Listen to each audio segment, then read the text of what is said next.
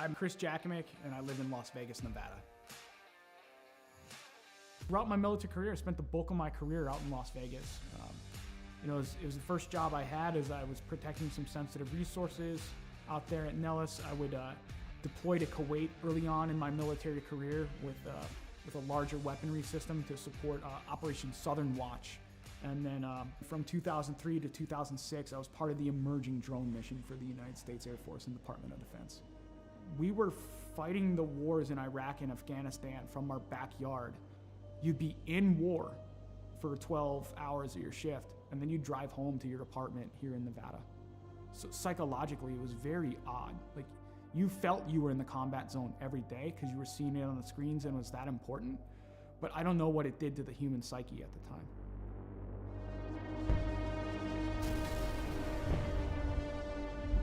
Some things would kind of happen in my personal life after that would change a lot.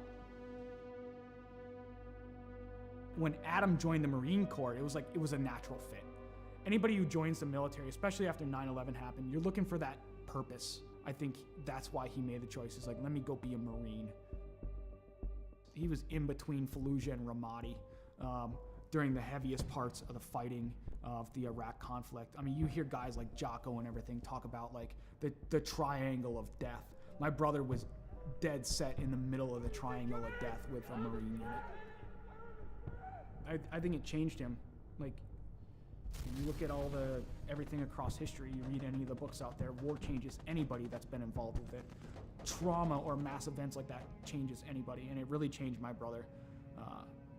And I get that call. I get the text, actually, from my stepmom. It's like, I need you to call me as soon as possible. Something's wrong with Adam. All right. Didn't think anything of it.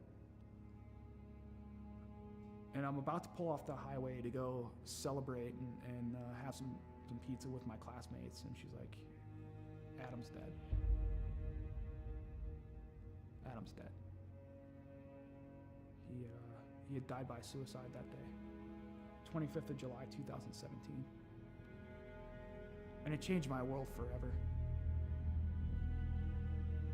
I think that was the first time I saw or heard someone broken through the phone. There was a time where I was concerned that he wasn't going to make it. There were times I thought, we're going to have to camp out outside of his house, or we might get that phone call. Are we ready for that phone call? I couldn't catch a break. A fellow first sergeant I served with, he had died by suicide. On the day of my buddy's funeral, I'm going through social media, and I see this, what appears to be a manifesto from one of my old airmen. My first thought was like, today's not going to be a good day. And sadly, my hunch was right.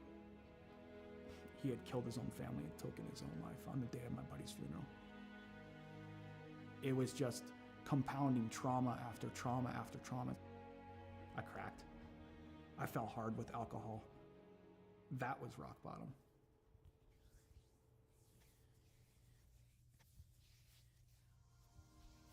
I first heard about Mission 22 just by like surfing the internet and looking on there and seeing some of the programs that they had available.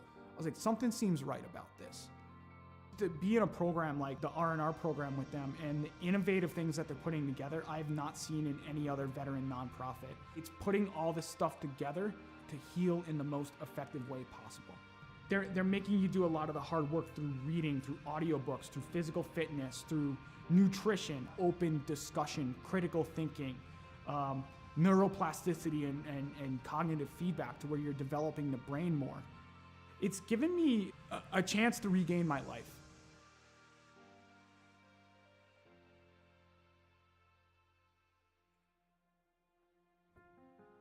Cycling's been a big part of my recovery. Is around the time I retired, a little over a year ago, I set forth, as like, let me set this goal to ride 2,020 miles in 2020 for another veteran nonprofit that supports Gold Star families and those lost either to accident or to suicide. Every time I got on that bike, I was like, you know what? There's a name, there's a dash that I'm gonna honor today. Not the dates on the gravestone. Is like, I'm gonna honor that life. So it gave me purpose.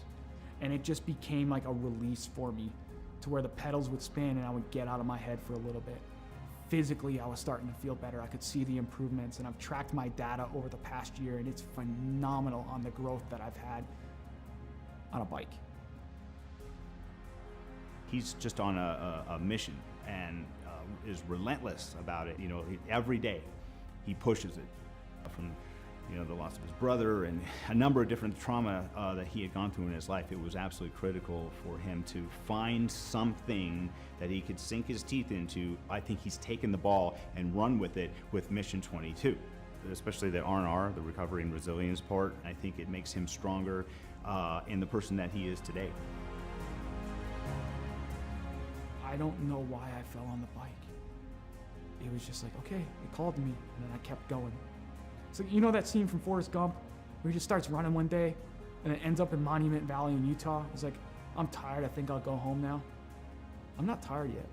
I'm not ready to throw the towel in like Forrest Gump did. I'm getting on that bike and I'm keeping on going, because there's something about it. There's something about just getting out in nature, having that breeze in your face and seeing some of the beautiful landscape here in Las Vegas, where it takes you away from the stressors and the challenges of the world for a little bit. And you can just appreciate the beauty that is out there and be in the moment. And then it got serious, because the Air Force enrolled me in the Air Force Wounded Warrior program, and it got transformed into Lo and Behold training. If I do this well, maybe I can go represent the Air Force. Maybe my grief and everything in my entire story can come to fruition because I can put the energy into something positive.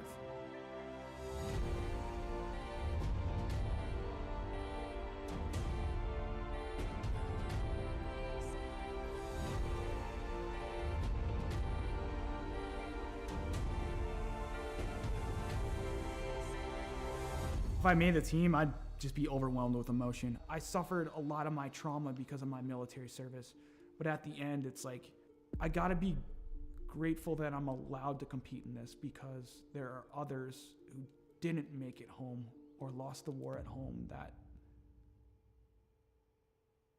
That's what it's about.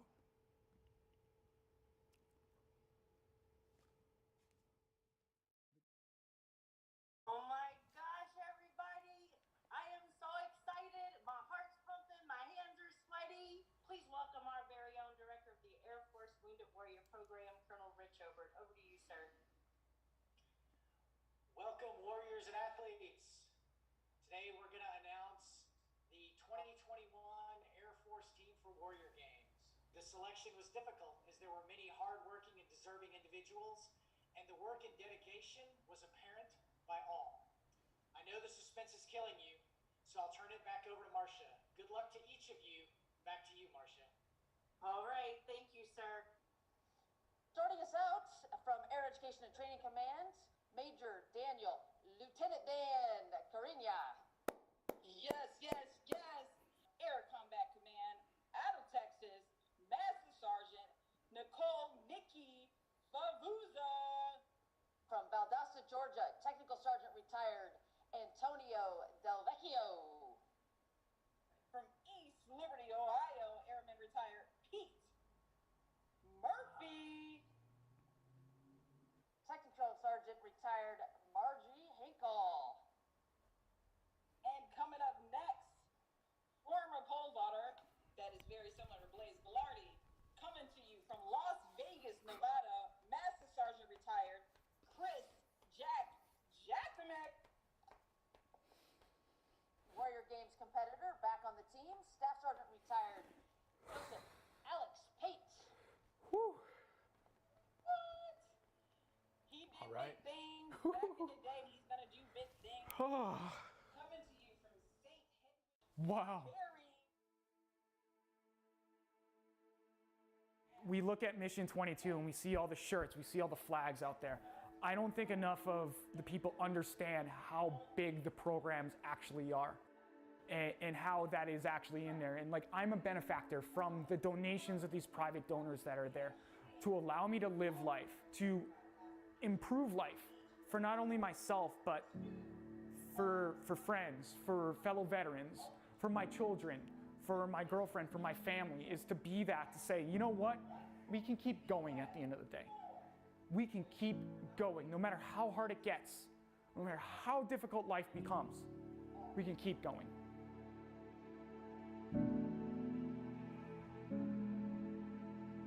We have this this value in the Air Force, this belief, a wingman concept. We're going to take care of each other. We've got each other. And it gives us hope, right? And so if you have been knocked down, I say this a lot, by the baseball bat of life, right? You're on the ground. If you know that someone's got you, it's got your six, no matter what, that's going to help you get back up again. And that's part of Mission 22, I think, for him. That connection, that human connection, that's what's going to save us. Yeah, that's what saved him. He can be a light in darkness. No matter how dark that spiral is, to know that someone got back up again and navigated their way out, that they can get through it too, that they are not alone. Not for one moment of one day. That's what he could be. He could be a beacon of light.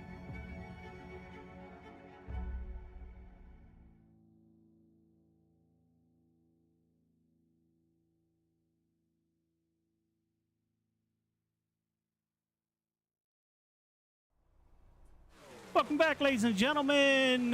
We are back for, I think it's our 4th annual Dash for Cash. Just kind of getting organized here. We don't call it week 14. Dirt Track Bank has stepped up huge over the last 4 years and sponsored the Dash for Cash. Everybody who enters the race tonight will get a payout. And Kyle, help me out. It goes 150 down to 12, I believe. Is that accurate? Do you know? I believe it sounds right.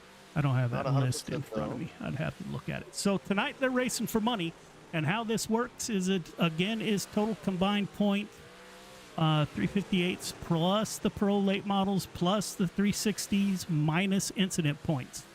You can go to FNLRL down at the bottom of the page, Dirt Track Bank Dash for Cash results, and that's where you will find the points, and they will be updated live. While we wait for that, ladies and gentlemen, it's time for the national anthem, and then we will get the show under the road. Thank you, or on the road. Thank you all for joining us, and we'll be right back with live action.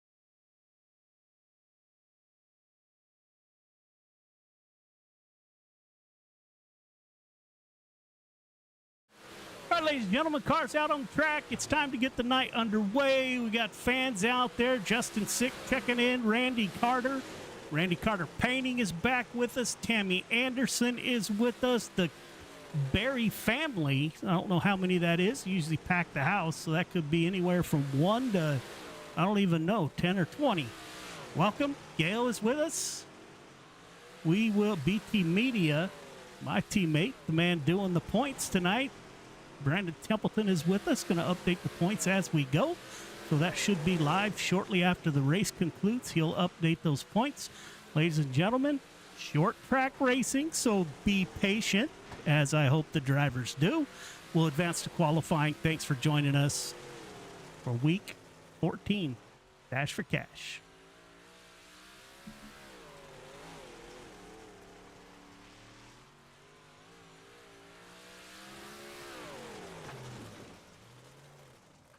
We'll follow the cars best we can, as we do every week as they come out of the pits.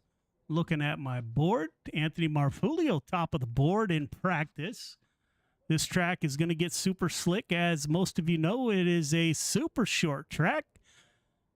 Gave Jay Burdick, president and CEO of Malvern Bank, the opportunity to pick. He is a late model driver in real life.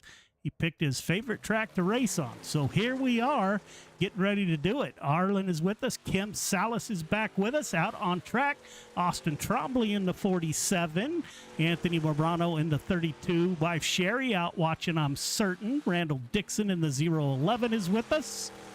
Nick Berry is with us in the 85. Michael Vitale, Billy Roberts, Donald Ingram, Randy Shreves, James Ingram, Jesse Ingram, Austin Trombley, top of the board. Not long. Billy Roberts in the 99, 12:66 on his first lap.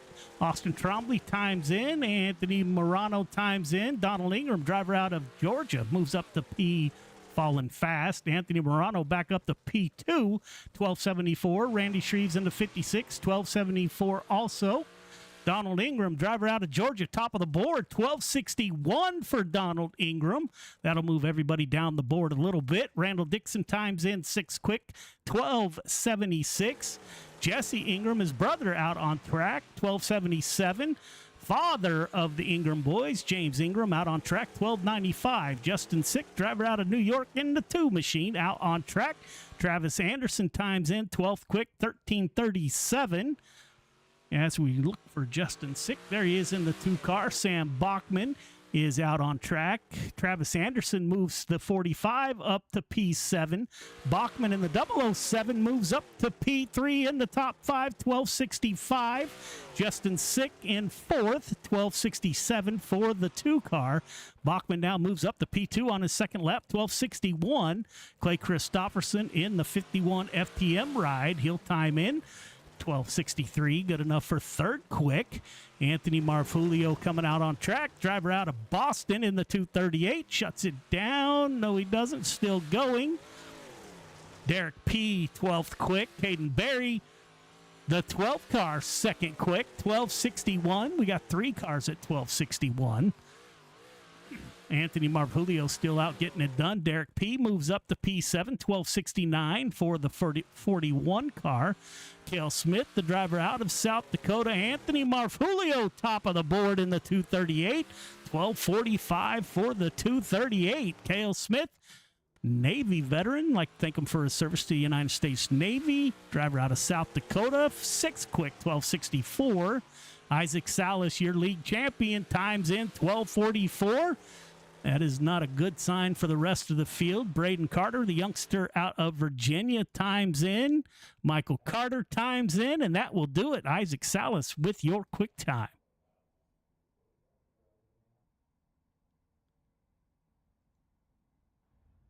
Heat Short one track, Joe. Do coming. you want this 1 to green?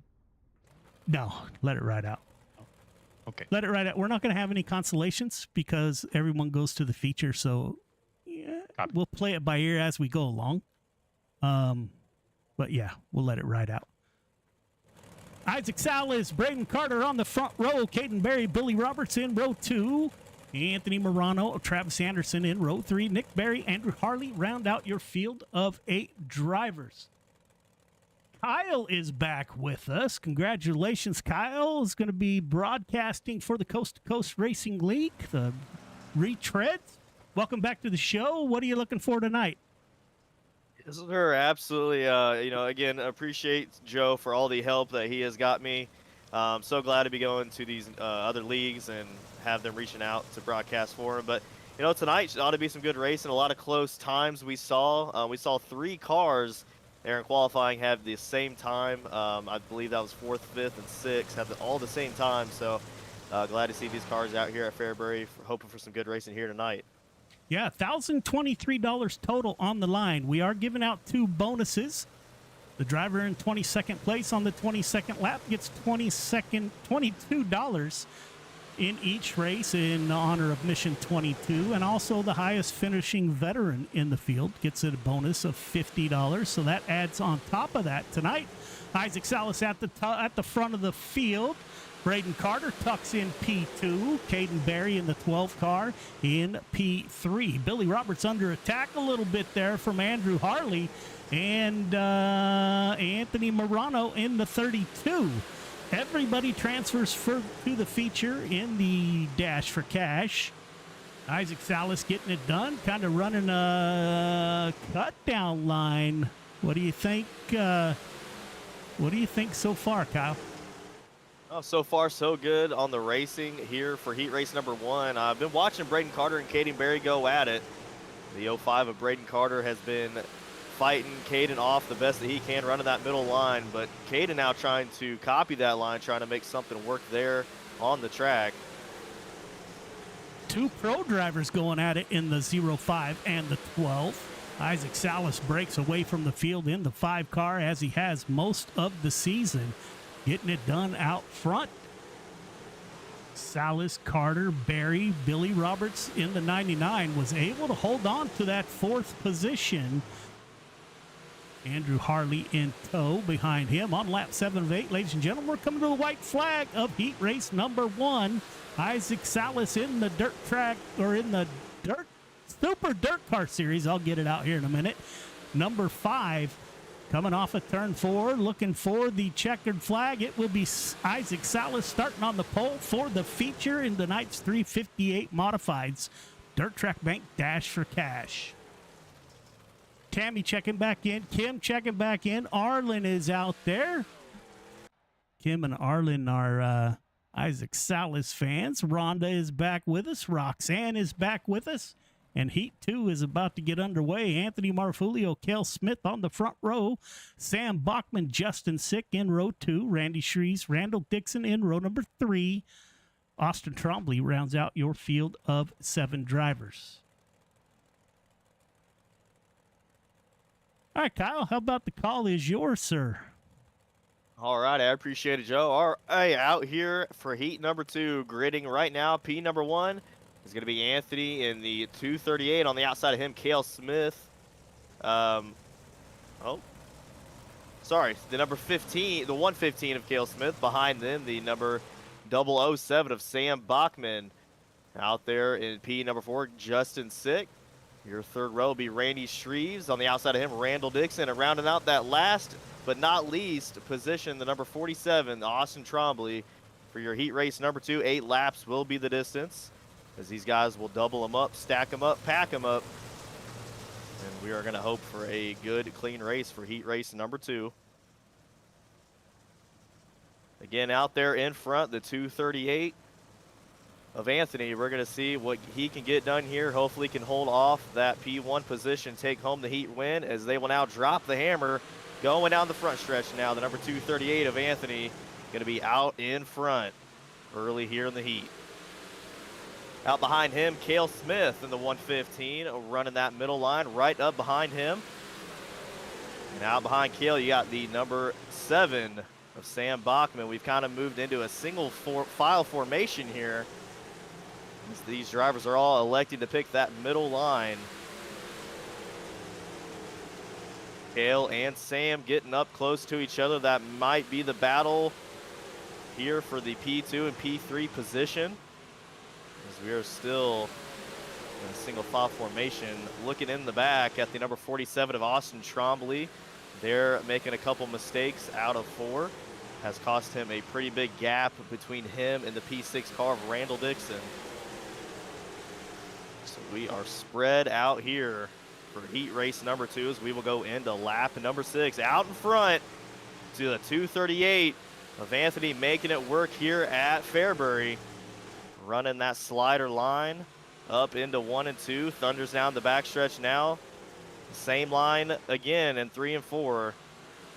Is the reason why he is out in front with 1 lap to go. 1 lap to go here for your 358 modifieds. The 115 of Cale Smith has held on strong to that P2 position as the white flag comes out for these guys. P1 and P2 have made the distance there out in front of the group. Randy Shreves, Sam Backman making a race to the finish here. Who's going to have it at the line? It's going to be Randy Shreves in the 56, getting the P3 position there. And that will finish out your heat race number 2. Great heat race. Heat 3 coming up, ladies and gentlemen. These drivers are the best of the best for the 24-25 season. You had to either be a feature winner or we went for points after that. So these are either feature winners or the highest points in the league. We did have 3 provisionals, each of our division sponsors. Derek P. driving for Caden Berry. Travis Anderson driving for Midwest Forklifts.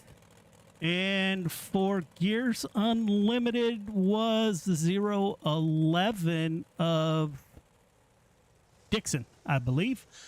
Heat 3 on the grid. Michael Carter, Donald Ingram on the front row. Clay Christopherson, Derek P. in row 2. Michael Vitale, Jesse Ingram in row number 3. James Ingram rounds out your full field of 7 drivers.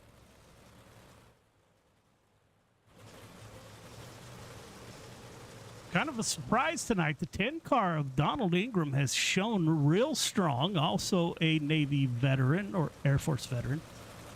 He's a veteran nonetheless. Thank you for your service to your nation. Michael Vitale is out there in the 213, Air Force veteran in the 213 ride. I'd like to thank Michael also for his service to our country. As Michael Carter will take over the field, coming off of turn 4, looking for the green flag. Green flag is out. Ladies and gentlemen, heat number 3 underway.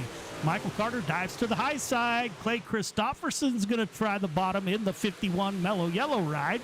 FTM driver trying to get that bottom to open up. Michael Carter on the high side. Christopherson in the 51 can't get a real good run off the bottom. Once this track starts to slick off, that may change. Up front, Clay Christopherson. Michael Carter on the point.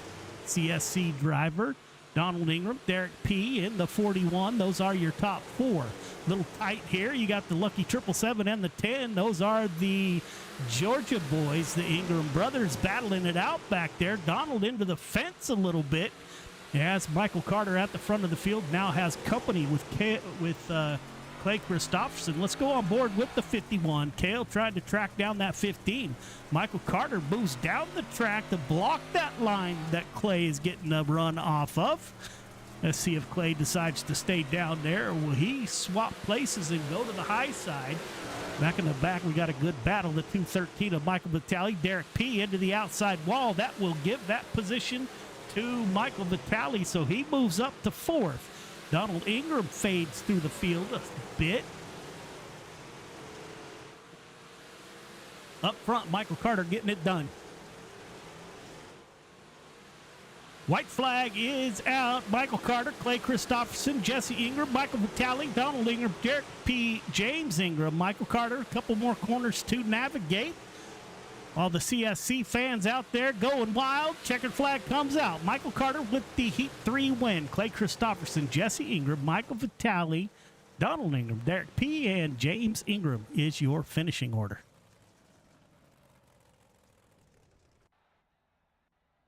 Ladies and gentlemen, we'll take a quick break as the cars warm up and get the track burnt down. We'll be right back.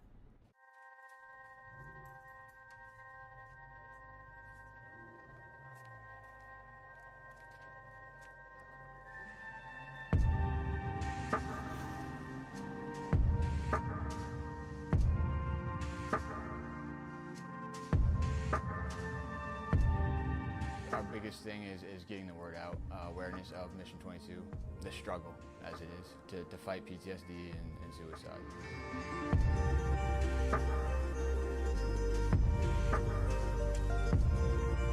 My name's Corey Decker. I'm the state representative for Mission 22. This year's been great. We got a bunch of great guys that have gotten together and decided to create this rally. The word's getting out, and it's turned into quite an event where we can actually help a lot of veterans.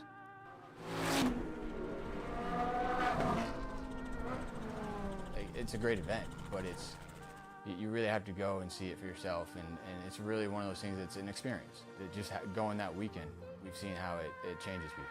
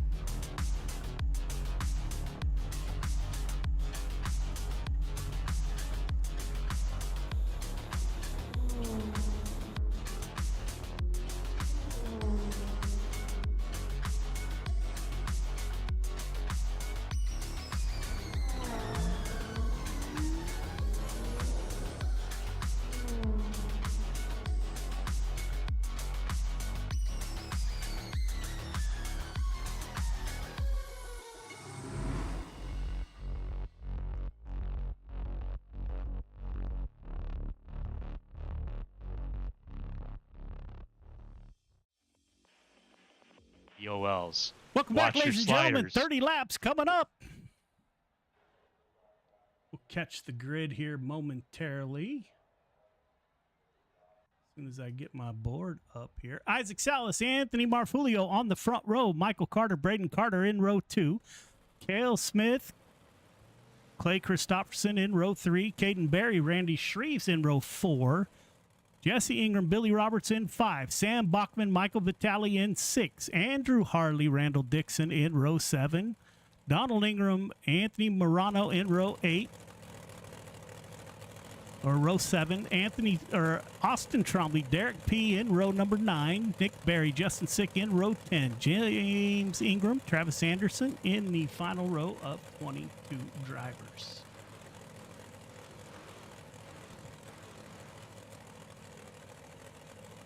All right, Kyle, here we go. Had some pretty clean Alrighty, heat Joe. races, and let's hope for the same in this 30 laps. Randy Carter checking in. Roxanne Edward. Roxanne again. Timothy is out there cheering on their favorite drivers, running for cash tonight.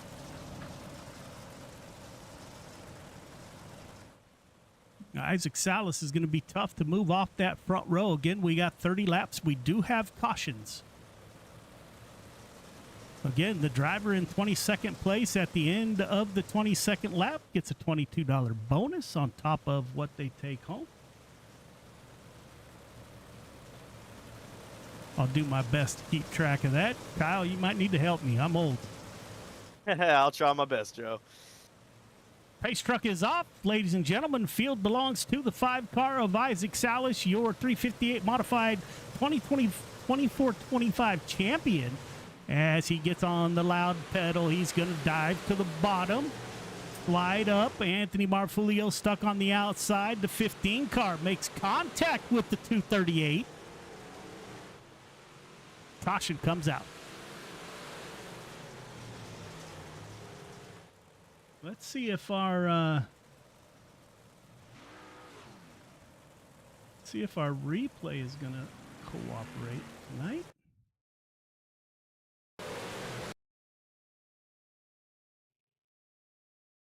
See what we can catch here.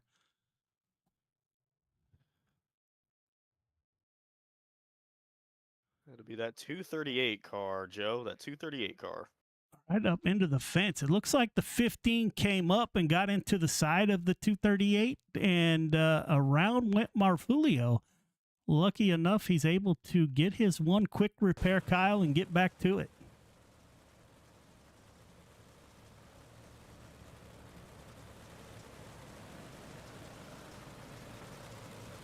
Had a bunch of other contact there, Joe, as well, after that. So a few cars probably going to elect to take that quick repair. Indeed, that's strategy right there. A little bit early maybe, but we'll see how that plays out. Kelsey Bond out there cheering on Isaac Salas. Kristen Lee is out there. I don't know what Kristen's cooking tonight for post-race dinner for the Carter gang. Last time it was steak, and I had to eat when I got done.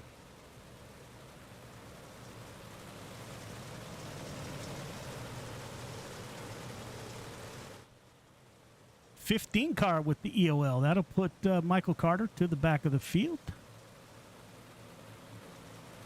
All right, Kyle, you got the call. All right, I appreciate it, Joe. All right, as we have need to go live on my end, Joe. Forgot to go live on my end. All right, we are back green flag racing here.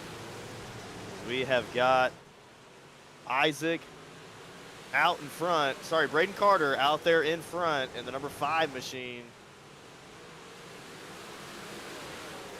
Sorry, wrong number 5. Had to get up in the timing and check. But again, the 5 of Isaac Salas up out in front now. As we will go into lap number 5. Top 3 drivers are close to each other here. Caden Berry and Braden Carter are going to be the new battle on the speedway now, as they will be on the middle line here into 3 and 4, now going into 1 and 2. The 05 Braden Carter on the inside of Caden trying to make a move down there as they now thunder down the backstretch. Still running the same line. We're going to go back into the field here, Joe, if you don't mind. Take a look back there. It looks like we'll go back to the 47 machine of Austin Trombley. Was side by side there. We got some contact there with a 43 of Andrew Harley. He got pushed up the racetrack there a little bit by the number 32. So they will now go 3 wide here down the backstretch. Again, that is the number 10. Oh, the number 10 getting contact there, starting to fall back. More contact there. It is a demo derby there on the front stretch with the guys in the back of the pack. They have cars everywhere, some on the bottom, some in the middle, some on the top. They're trying to find the best line here to run at Fairbury. Again, the top 3 cars have spread out a little bit. Number 5 of Isaac Salas still out in front. He is starting now to take a commanding lead. We have lap traffic. Going to be an issue here within just a couple laps. So those leaders are going to have to figure out a way to get beside the lap traffic without making any contact and, you know, possibly ending their night.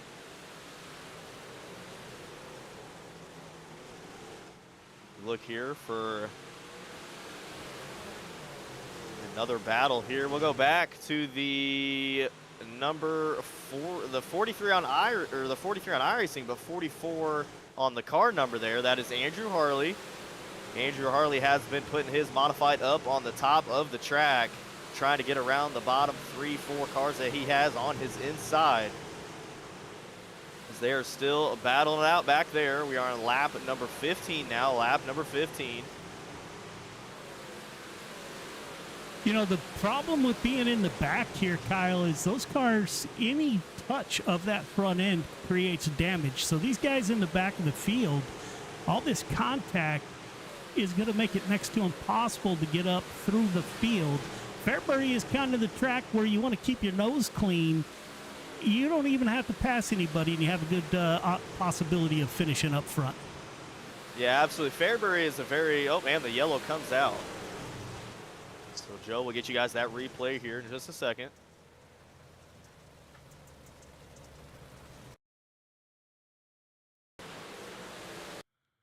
Says the 85 of Nick Berry. We'll take a look. Nick Berry running on the bottom side there. Oh, Nick Berry gets into that tire. So our ice racing sprint car expert from New Hampshire gets into the inside tire all by himself, pulls into the infield. So good on him. And Nick was actually one lap down, I believe, Kyle. Okay. And that would be Nick Berry, the 85, Joe? Indeed. All right. They are going to extend the yellow. We've made it halfway. We're on lap, we'll go back green, lap 19 of 30. Don't forget, coming up next, the Pro Late Models, followed by the 360 Sprint Cars. Again, if you want to keep track of the points while we're interviewing the drivers, Brandon Templeton will be working his magic in the points booth and get the table on FNLRL.com updated. You guys will be able to follow along all night.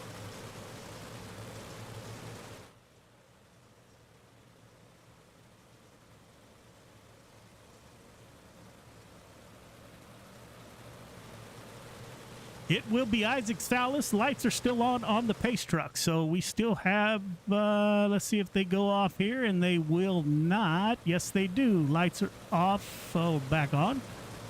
A little bit of an extended caution here on lap 18. I believe Race Control is having a couple issues there with the lineup of the cars, but it sounds like they got it together.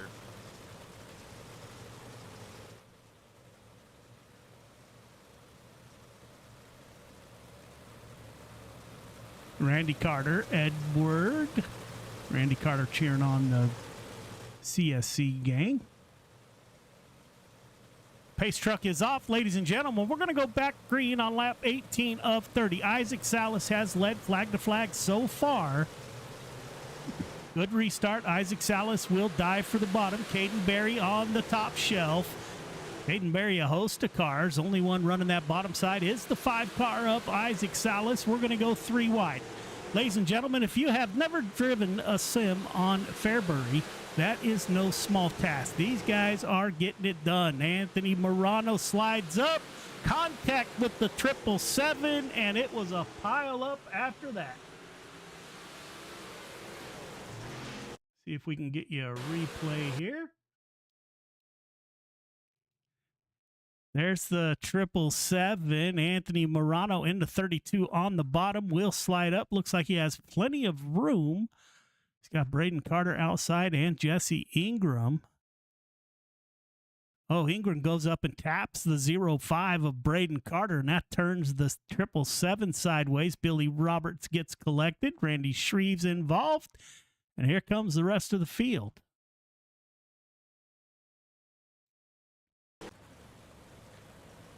Our good friend Scott Ryome in the admin booth for us tonight. Hasn't been in the admin booth all week, but or all season. So he's getting a workout tonight here at Fairbury.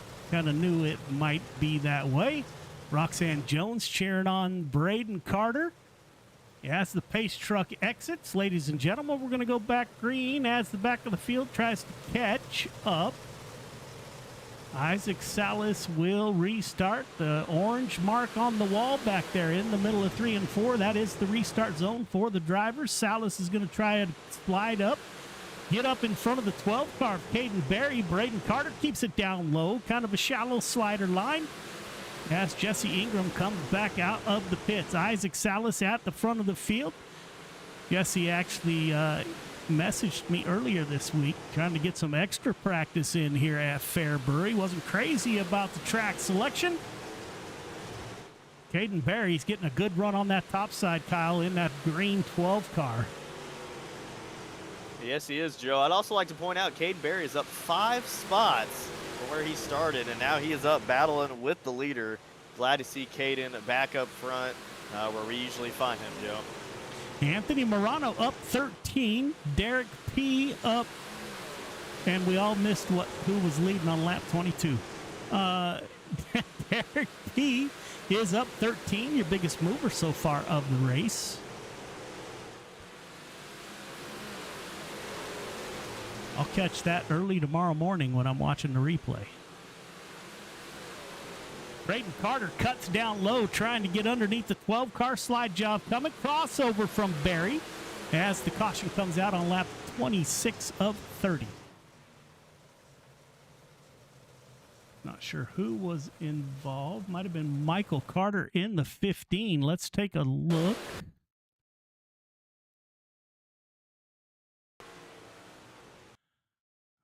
Michael Carter in that 15 car. Oh, Cale Smith gets rear-ended. His teammate in the 115.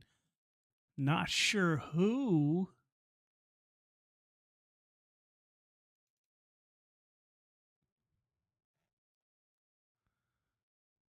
Not sure what happened. There's Michael Carter diving for the bottom up there. That's the red, black, and white car.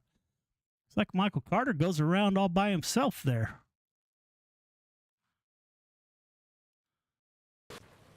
So we'll rack them. Lap 25 of 30. It's actually gone by a little faster than I anticipated, Kyle. Yeah, that's not necessarily a bad thing here, especially Fairbury can cause a lot of wrecks, as we saw a big one there just a few minutes ago that collected almost half the field.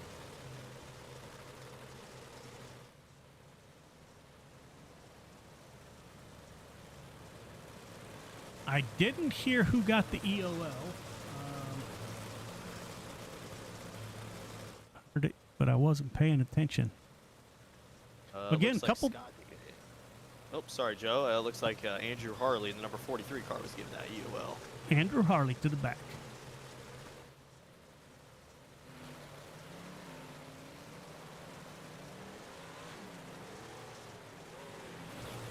Cars occupy about 3/4 of this track under caution, single file. Pace truck is off. Going back green on lap 26, I believe, of 30. Isaac Salas will start up a little higher than he has. He's going to go down low, cut down into 1 and 2. He's going to hug the bottom. Isaac Salas comes off of 2. Caden Barry's going to go for the slide job. 12 car. Gets the slide job done. Crossover coming from Salas on lap 27 of the... Oh! Barry gets sideways and collects a lot of the field. No caution. That will put Isaac Salas way up front as the caution comes out.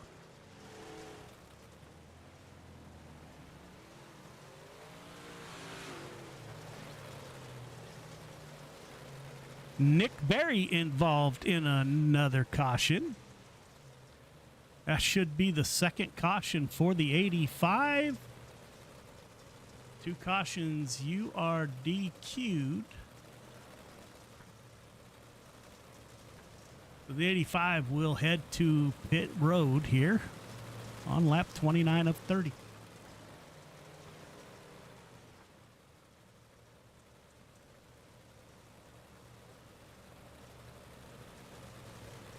Kyle Isaac is led flag to flag. Not good news for the rest of the field when your league champion starts on the pole and hasn't moved back. Yeah, it's been fun having Isaac up there. I think if that yellow didn't come out, you know, we saw the slider there from the number 12 of Caden Barry. I think Caden might have had something for him, but unfortunately something happened there which allowed him to get into a bit of a mess and move him back to third. But I think we would have had a good battle there if that caution didn't come out. Yeah, indeed. The 12 car is a master at saving tires. Caden Barry drives that car so gentle in the beginning stages of a race that his tires are pretty fresh at this time of night.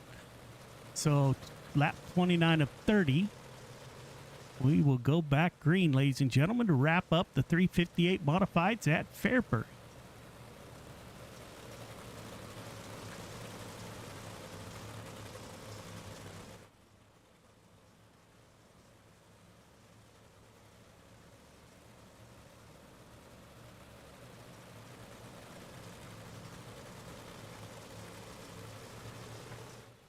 Lights will go off on the pace truck.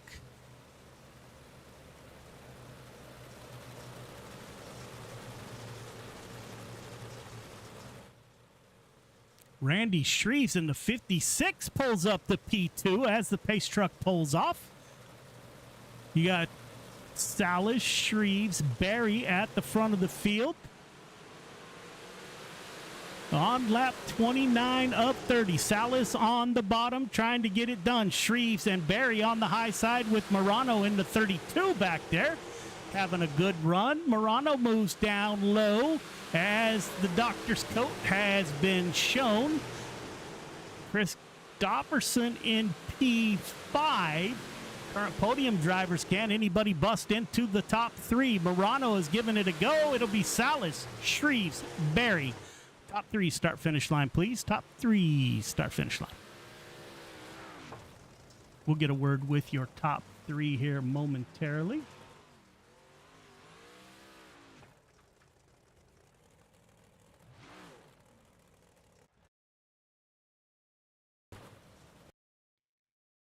Get Caden Barry as soon as he comes into the booth here.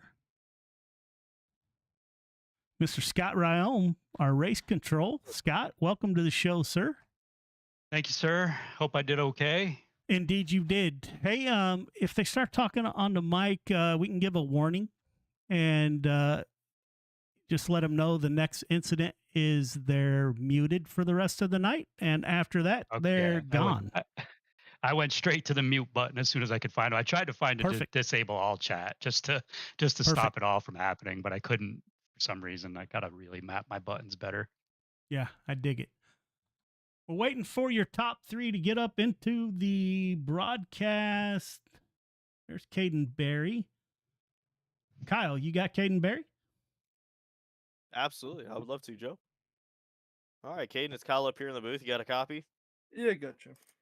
All right. Well, it was definitely a headache there of a feature, multiple cautions coming out. And I believe that, when you were running second there and unfortunately something happened to you, which made you fall back to third and, possibly out of the battle with first. Walk us through kind of what happened there towards the end of your feature. I was running the top, throwing a couple sliders to Isaac there, and per usual, getting turned by one of the cars. It just sucks that had to happen, but especially when you're battling and he had a crossover, and it is what it is. No, I think we could have had a better shot at getting the lead if that didn't happen. It's all good though. With it being overall, third's not too bad. I wish we were at least able to get second where we at least should have finished, at least if we did not get the win. But no, it is what it is. On to the next one here, and hopefully it's a little better and maybe a little bit more cleaner. Yeah, absolutely, more or less. A good finish tonight. You moved up quite a bit of spots. A little bit of a heartbreak there towards the end for Caden Barry. Who would you like to thank on that car tonight? Yeah, thank you. First and foremost, gotta give all glory to God, and gotta thank my mom and dad, my nana and grandpa, my grandmother Cece, my Grammy Ryder, TJ, Tim and Kevin, my sponsors Granite State Blacktoppers, Drew's Powder Coating, CRC, ZMAX, Driven to Save Lives, Ricky Fuel, Tournament Graphics, Ryder Family Sawmill, John Bears, City Racing, and Alpha Cars, and you guys for putting on the show. Awesome. Well, thank you again, Caden. Yeah, thanks. Randy Shreves in the 56 car kind of snuck up on us there at the end. Wasn't particularly watching the 56 car, but my good friend Randy Shreves snuck in there with a P2 finish. Randy, this is Joe. You got me? Yeah, I got you, Joe. Man, so I was a little nervous about Fairbury. We had a few cautions, but it wasn't all bad. How did that 56 car sneak up on me there? Man, just it was a surprise to me. I was just running there, I believe in fifth or something, and then there was a big pile up in front of me, and I barely squeezed by that one, and just caught a lucky break. Yeah, I always said when you get older, you get a little more patience. At a race like this, if you can just keep your nose clean, you're going to end up in the top 10. And who knows, you might even end up higher up than that. But, man, great run. It's great to see the 56 back on the podium, past champion here at Friday Night Lights, man. Great run. Who do you want to thank on that 56 for a podium finish? I definitely want to thank you, Joe, for everything you do. everybody here at Friday Night Lights, man. Dirt Track Bank, KSB Builders, my son Dylan Streets for painting my car, and just everybody for watching. All right, man. You looking forward to the pro late models? We'll see how that one goes. I mean, I'm all right in those, but maybe I'll catch another lucky break. Hopefully, we talk to you. Yes, sir. We'll see you, buddy. Good luck. Thank you, Joe. Kyle will get with your winner, Isaac Salas, in the 5 car. Kyle, it's all yours. Thank you, Joe. Isaac, you got a copy? Yes, sir, I do. Well, first and foremost, congratulations on the win. That was definitely fun watching you. Towards the end there, you had a couple cars on your tail. But going into tonight, what was the reason for the fast car? Was it the confidence going in? What made you put that car in first tonight? Oh, buddy, there's a little bit of everything, a little bit of luck, a little bit of practice, which for me, that's unheard of, it feels like anymore. It's a fun little track where you gotta be up on the wheel. You gotta learn to be able to run multiple different lines. Like, I think for my qualifying lap, I was right around the bottom there, and the final lap of the feature, I was up on the wall. So, it's a track where you can kind of burn down the wall if you really start getting after it. And I like to say that that's one of my specialties, and just a lot of confidence and a lot of hard work to get to this point. And I'm pretty happy to be in first after that one. Yes, sir. A lot of caution started coming out there towards the end. Did it ever get you in the mindset of I'm in the hot seat now, I may have to battle it out, or did you pretty much know that you had a faster car than everybody and you were going to get it done for sure? I mean, well, it's super hard when you got this field. There's pro level drivers here anymore. And it makes it challenging. It makes you earn it. And so you can never say you truly won the race until you cross finish line. It feels like, but I knew that I had a pretty good feel for the track, and I knew kind of what I needed to do. And if I could hit my marks, man, it was going to be tough to beat me, or at least stay in front of me for more than a lap or a half lap. Came through that slider and just lost all his momentum, and all I had to do was throw like a short slider on him basically, and slot right back in front of him. And after that, it was cash money. So I'm happy to happy to do good. Yes, sir. Is there anybody you'd like to thank tonight on that car? Oh yeah, I mean, I got tons. It feels like anymore. But yeah, so like big shout out to all the boys over at Venom Racing. It's good to. We've been hanging out a lot more. Everybody's getting on a little bit more, so that's big. We've kind of been together for 4 years now, coming up on 5. So it's pretty awesome. And I know that multiple of them are watching, so it's even better. Dean, the Super Dirt Car Series, for their support and all the opportunities they give me. Magnum Race Designs, JRB Designs for that scheme. Arson Trackside, Mission 22. I got the T-shirt on. I feel like this is my good luck shirt, honestly. Top Notch Trucking with my Gramps, Shaggy TV, Regency Home Inspections. Thank you to Joe and the Friday Night Lights League, and it's a lot of fun. We do it for a really good reason, and I hope people don't forget why we do this. But yeah, on that, thanks to like my mom and dad for watching. Thanks to my gramps for watching. I saw him on the Facebook chat. Thanks to all my friends that are tuning in. Thanks to my brother that's watching my personal point of view stream. That's kind of cool. Big shout out to Kelser for watching at work, even though she should be working. Other than that, yeah, I appreciate it. Yeah, definitely a lot of names there. A lot of thanks on that car, but once again, congratulations, Isaac, on your win here tonight. Yeah, thanks, brother. I appreciate it.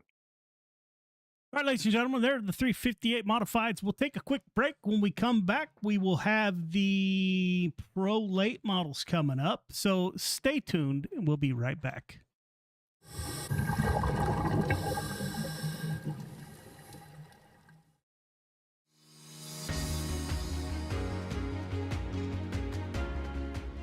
My name's Nick Powers, and I'm the president and lead instructor of Warfighter Scuba.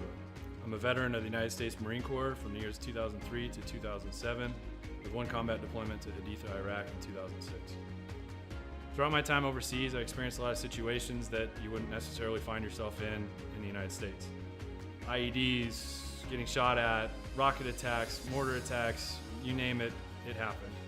When I got out of the Marine Corps in 2007, I tried to adjust back to civilian life, and the whole time you're in, you just can't wait to get out. And when you get out, you start to realize, did you make the right decision? 9 times out of 10, most of the guys that get out, they immediately plummet into a depression cycle because you don't have that structure anymore that the military provides you.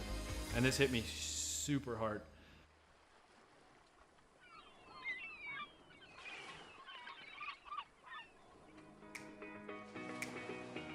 We moved to one of the #1 top dive destinations in the entire world, and I figured I'd start getting back into scuba diving. And after our first couple dives, I realized how peaceful it was underwater and how none of my problems followed me. You're just there in the present moment. I had the idea for Warfighter Scuba, and I kind of hinted at it, and they said, "You go for it." And that's basically how Warfighter Scuba was born.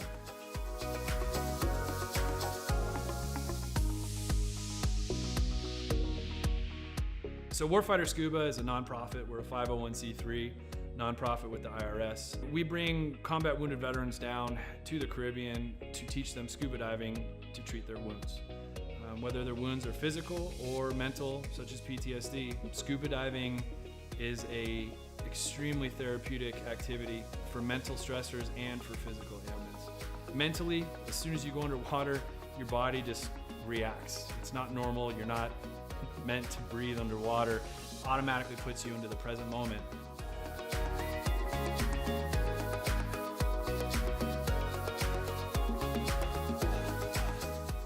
You have nothing but peace and calm. This ability to separate yourself from reality really allows veterans to find out what their trigger mechanism might be for their particular mental stressors.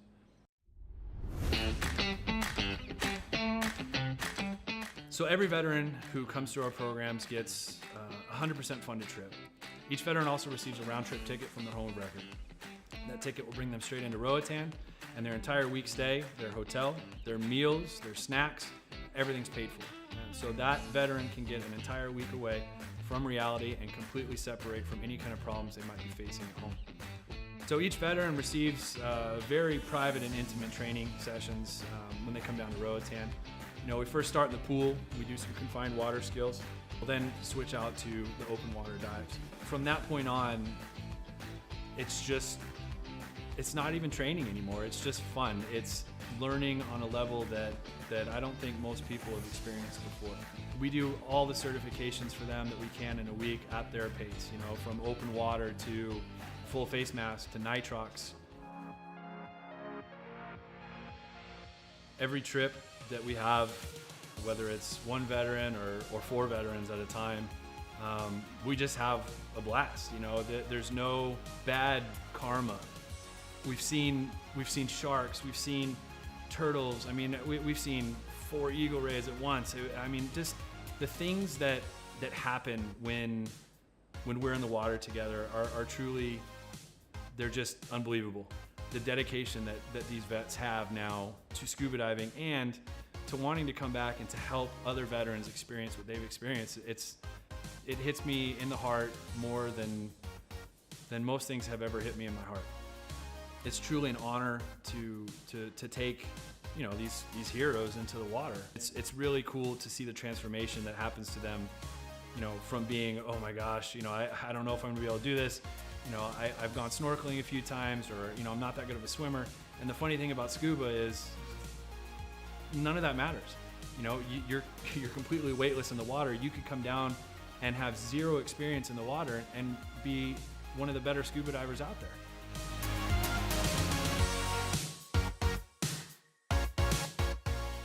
So as with all nonprofits, we rely solely on generous donors such as yourselves.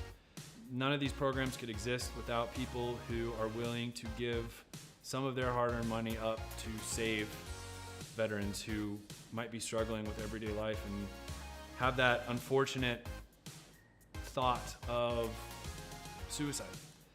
100% of every dollar that's donated goes directly to the veterans. I personally, myself, I do not take any kind of money. All my time is donated. There's no salary to anybody who's on the board or any staff positions in Warfighter. Donations can be made on our website at www.warfighterscuba.org. And remember, every donation is 100% tax deductible.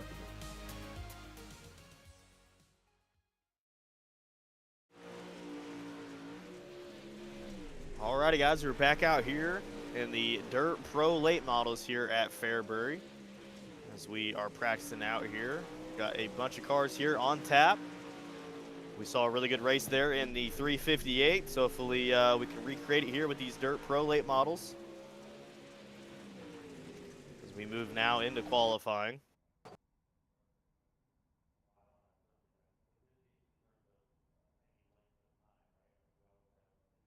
And Joe, I will kind of just call out a couple different car numbers and we'll watch them take a lap or two and kind of just go down the board. Yes, sir. We'll keep you guys updated on the probably top 5 or so times on the board, but kind of just pick a couple different cars here as we will have them rolling out here shortly. Ladies and gentlemen, the points are updated on FNLRL.com. Just a note.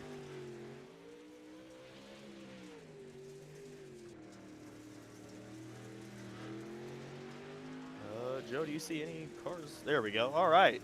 We'll go to the number 40 of James Ingram. Made his way out on here to the track for his qualifying session. We'll see him take that very bright yellow and orange number 40 around the track. See, we'll dive to the bottom of the racetrack now, going down the front stretch here. Slides up. The racetrack gets extremely tight. Going up out of 2. We'll see if he can make things work there into 3 and 4. A little squirrely there into 3 and 4. We got Donald Ingram right now, P number 1. P number 1 with a 12.16. That's going to be the number 10 of Donald Ingram. Out in the 213, Michael Vitale running a 12.39. Nick Berry in the 85 running a 12.43. And rounding out your next 2 spots, Randall Dixon with 12.55 and Andrew Harley 12.58. So that is the current top 5 on the track. As we see Andrew Harley coming to a stop there, made a improvement there on his time. Again, 43 with a 12.26, going to put him in second. Jesse Ingram out there in the 777 making his way out for his qualifying session. First lap was a 12.70. We're going to see if he can improve. Yes, he does, as he will now move into the 3rd position with a 12.35.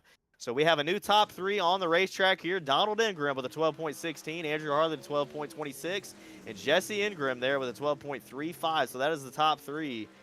Anthony Morano in the number 32 has made his way out onto the track. His first lap was a 12.41, which will put him 5th. As he does improves a little bit there with a 12.41. Randy Shreves has taken the P3 away in the number 56 machine. His best time is going to be a 12.28. Derek Pidetti in the 41 machine with a 12.32. Justin Sick has made his way onto the board in the number 2 machine with a 12.21 out there for Justin. Nice to see him up on the top there. And he does not improve there on his... Yes, he does improve on his second time. Caden Berry out in the number 12 machine has now taken quick time there with a 12.05. Caden Berry at the top. And he was now beat by Isaac Salas in the number 5. That is now your new quick time with a 12.01. Braden Carter only 2/100ths of a second off in the 05 machine, running a 12.03.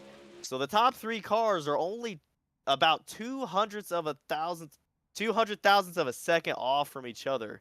So very close times there, as all cars have now finished their qualifying, Joe. We will move in here for heat number 1. Joe, we'll get your grid up on the screen. So it looks like we're going to have Isaac Salas there in the number 5 machine. Going to be your pole setter here tonight for heat number 1. 8 laps will be the distance on his outside. Number 15 of Michael Carter. Row number 2, going to have the number 2 of Justin Sick on his outside. Go ahead and show the 51 of Clay Christopherson. Jesse Ingram there, P number 5, and then the 777 machine. And then you will have Nick Berry on his outside in the number 85. Jesse Ingram starting P number... Oh. James Ingram. Okay, there's 2 Ingrams out here on the track. That's the number 40 of James Ingram. And last but not least, that beautiful number 45 of Travis Anderson. Gonna round out that last row here, as we will have a pace truck. Lights are off. We're gonna be going green this time by. Isaac Salas looking to continue his night, as you saw him win there in the 358 modifieds. He did have a commanding lead there, so congratulations to him. We'll see if he can recreate what he did in the modified, as the cars are now double packed and stacked. And we will now drop the hammer. Green flag for number 5 of Isaac, getting started out here early. Go ahead and show him on the bottom, sliding up the racetrack into 1 and 2. Out behind him, the number 15 of Michael Carter.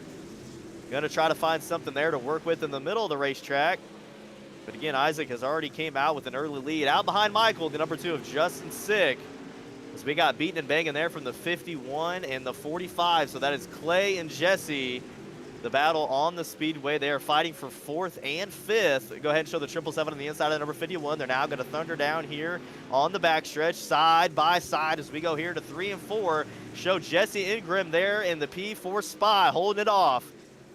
As Clay will try to find something there. Clay gets tight up into 2. That will show, again, Clay in the 5th position, as the 777 now makes his way out in front of Clay. So that was the battle on the speedway, but nonetheless, they're probably going to have a side-by-side battle once again.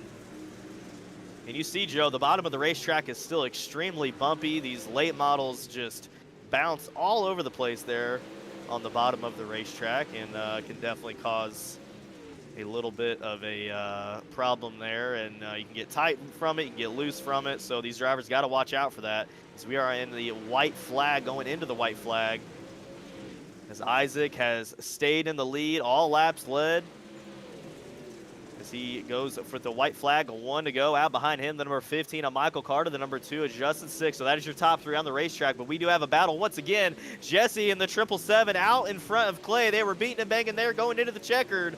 Give it the number 777 for the 4th position. That was a good heat race there. So again, Isaac in the number 5. Your heat race number 1 winner in his pro late model. He has found victory lane a couple times already here tonight. We'll see if he can find it in the feature for your late models. Heat number 2, going to go ahead and get to the grid. And we will have that popped up on your screen here. The 05 of Braden Carter going to be your pole setter here for heat number 2. Heat number 2 is 8 laps the distance. On Braden's outside, the 007 of Sam Bachman. Row number 2 on the inside, going to have Cale Smith in the 115. And on the outside of him, Randy Shreves in the 56. We're going to go ahead and go to row number 3. As we will find Michael Vitale there in the 213. On Michael's outside, show 99 of Billy Roberts. And the final position here, the 238 of Anthony there in the pink, blue, white pro late model here, as we will get them stacked up for heat race number 2. Saw some good racing there in heat race number 1 there in the 4th and 5th positions. The top 3 kind of were spread out there. Maybe we can get a top 3 battle here in this one, as the pace truck will pull off. And your 05 of Braden Carter going to take your white flag here out of turn number 4. Green flag on the speedway. Number 5 going to slide up the racetrack there. Sam Bachman and Cale Smith going to be side by side already here for lap number 1 completed. Give it to Sam with the 007. Possibly going to work something on his outside. The 113 gets a little tight, which makes the 115, not the 113, as the 56 of Randy Shreves in the P3 position, trying to make something work there. The 007 had a little bit of a hiccup there, and that cost him a couple spots already early here in the heat race. He's going to see if he can gain it back, as he's now going to be on the inside of Randy Shreves.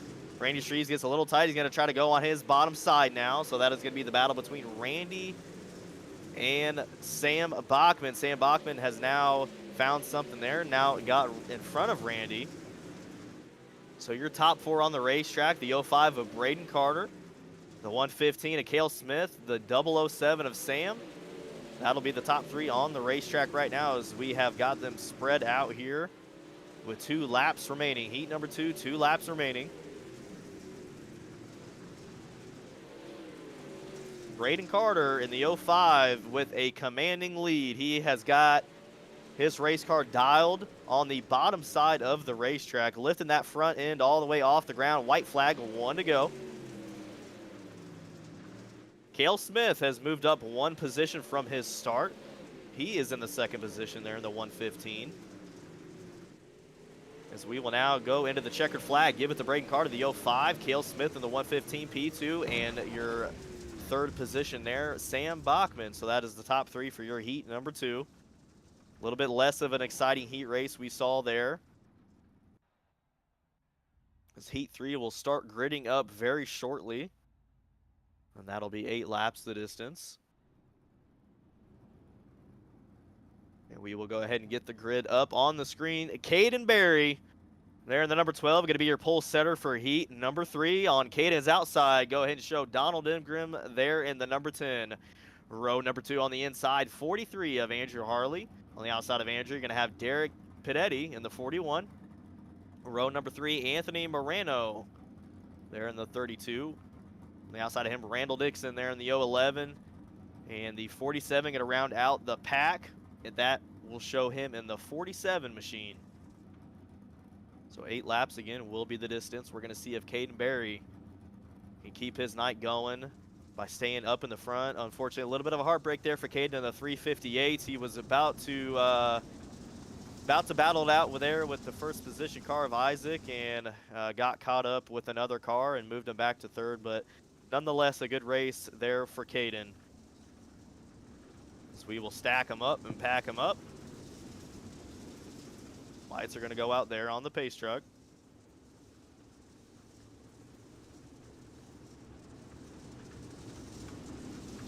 We will now go turns 1 and 2 there and down the back stretch going into the green.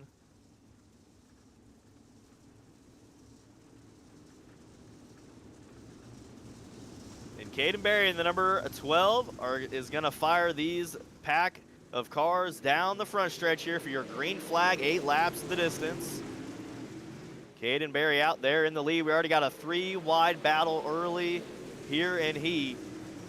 As we have the number 10 of Donald Ingram there in the number 10 machine. P2 gets a little loose, but he was able to regain it on the bottom side of the racetrack there. 41, Derek Pidetti in the 41 again. He has been ripping the lip there in his Pro Late model, looking to find some speed up there. I think he has found something as he is now on the back side of Caden Berry. But Caden Berry now moved his car up to the top of the racetrack. And he has found something up there. Again, Caden Berry was on the bottom, didn't find anything down there, so moved up to the top, and he is now creating a gap there between the 1st and 2nd position. We'll move back to the number 10 of Donald Ingram, trying to make his way back up to the front of the pack. And we will keep going further back. 32 of Anthony Moreno there in the P4 position. All cars are up at the top of the racetrack. It is follow the leader here, but 32 now moves to the middle of the racetrack. We are already spread out here for heat race number 3 as we are already going to go into the white flag. White flag 1 to go. Give it to Caden Berry. Setting the pace here. And hopefully we'll set his night up good for the feature. Caden on the top side of the racetrack coming here out of 4. Go ahead and show him the checkered flag. That'll be your heat race number 3 winner. Out behind him, the number 41, Derek Pidetti, moved up 2 spots. So he will pick the 2nd position. And behind him, Donald Ingram finishing out 3rd in your heat race.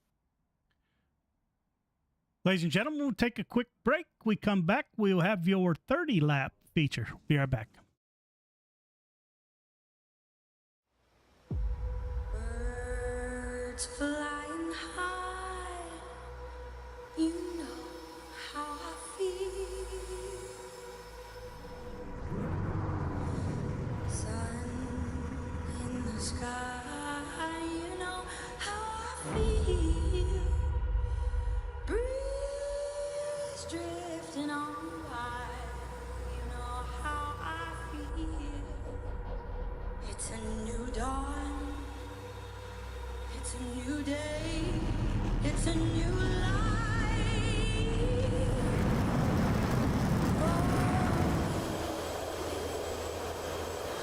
And I'm feeling good.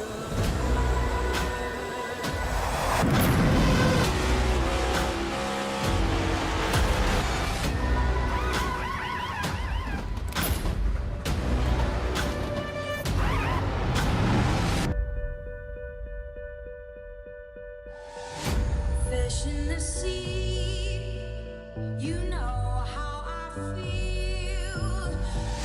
River running free, you know how I feel.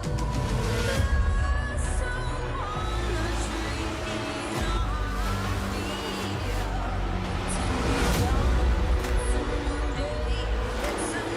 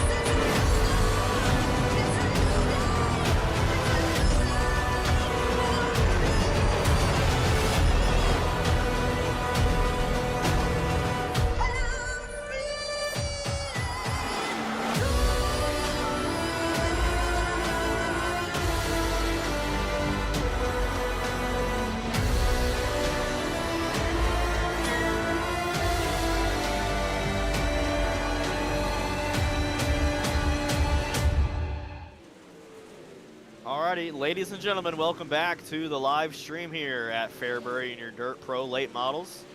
It's also good heat racing there, as we will now be shortly moving into our 30 lap feature. This ought to be a good one here. The track is starting to work itself in, and I believe that we will have a very good feature on tap for you fans here tonight. I want to thank you guys again for coming out. I want to thank Joe for having me up in the booth. It has been an absolute honor to be able to broadcast for these guys. They put on a lot of good racing here, and something that you just don't find a lot in iRacing nowadays is really good, respectful, clean racing. But this league right here is where it's at, as we will be gridding up. So Joe, once you got the grid up, let me know and I'll let you get you rolling.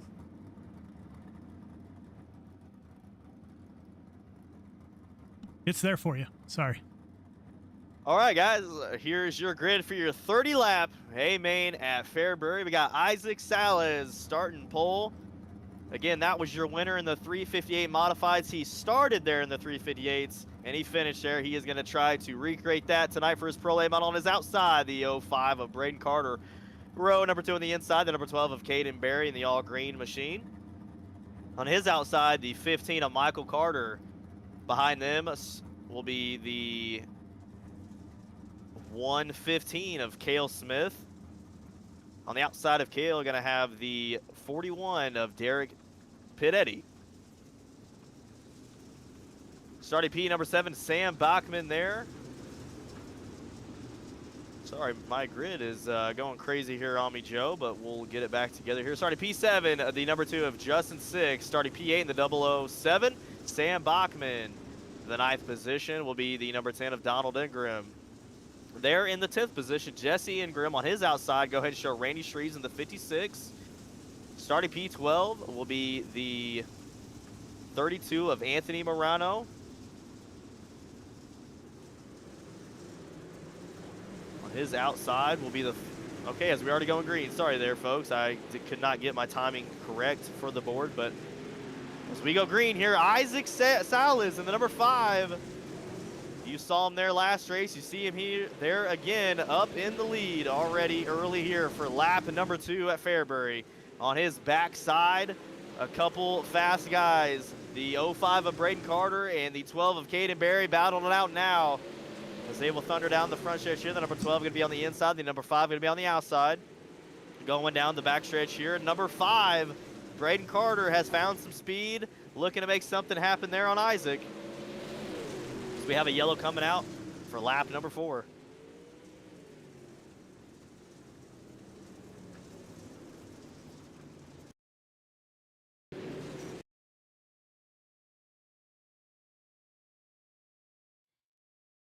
I'm showing the 007 of Sam Bachman. That is the teal and white car on the bottom. He comes off of turn number 3. Everything is okay there. Going into 1 and 2, we're okay. Oh, Cale Smith just happens to come down. No place for Bachman to go. He gets into the back of the 115, collects Justin Sick at the same time. So quick repairs coming, Kyle. Yeah, a little bit of heartbreak there early in the night.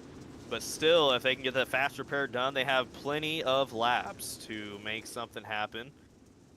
Again, Fairbury is a track that can be ruthless at times. It is best to stay patient and wait for the right move, because one little mistake into 1 and 2 or 3 and 4 can absolutely cost you the night and can usually cost a lot of other people's night as well. But good thing these guys have a fast repair to get back out onto the track. So we'll move our way back up front. Isaac Salas there in the 5. Had a couple fast guys there coming up on his tail, but he is still P number 1 early in the night. He's got a long way to go as the pace truck will pull off. Look at those cars stacked and packed here. Beautiful group here. As the hammer will drop, number 5 will start you out for lap number 5. Isaac Salas in the 5. Running the bottom side, going to slide up the racetrack into 1 and 2. Lose a little momentum there. The 5 of Braden Carter and the number 12 of Caden Berry. Again, battling it out hard. It is going to be the 5 and the 05. One in front of the other. We'll see if Braden can find anything on the bottom side of Isaac. As we're going to go into lap number 8. These cars are very, very close to each other.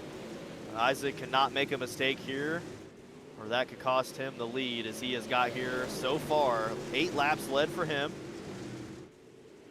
Braden Carter puts the right rear up on the cushion and puts the right rear quarter panel all the way around the wall there. He gets a good run there off of 4 in front of Caden. Caden Berry running 3rd. Number 41 of Derek Pedetti, he has moved up 2 spots already. He has been battled out there with Michael Carter. So a couple Carter guys in the top 5. Number 41 there on the bottom throws a slide job there in front of the 15 of Michael Carter. That is the battle on the speedway. 15 of Michael Carter trying everything he can do to block off the 41 of Derek, but Derek moves now up to the top of the racetrack right behind the 15 of Michael. As they will now thunder down the backstretch here. 15 goes back to the bottom. 41 stays up on the top. Who's going to get the better run here out of 4? As we go to lap number 12. Give it to number 15, Michael Carter. As Michael, big wreck here on the backstretch. The number 40, big wreck. Collected up the 05 of Braden Carter, and he has taken damage hard on his race car. Joe, we'll get you guys that replay shortly. Looks like the 40 tried to get out of the way, but was not able to do that just as the leader went by. Let's take a look. That's the 40 car. He's already loose in the middle of the front stretch. He's on the high side trying to move out of the way. Isaac Salas goes to his inside. Braden Carter comes into the picture, and just the 40 car was all over the place. No place for Braden Carter to go. That'll put the 40 into the outside fence. Heartbreak hotel for Braden. He was on a run tonight, and now he had to take the hot pit as he had a lot of damage there to his car. So that'll move a 41 of Derek Piatti up into the mix as he started P4. Green flag race in lap number 12. That was our first caution here of the night. Oh boy. 15 straight line up the racetrack. Let's take a look.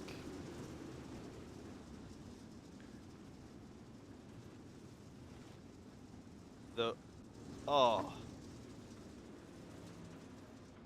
Joe, I believe that was intentional.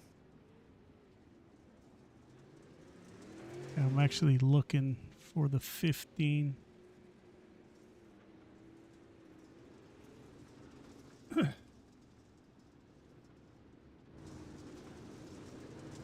So, a little bit of fireworks here. Yeah, Michael Carter was removed from tonight's race. That was the 15.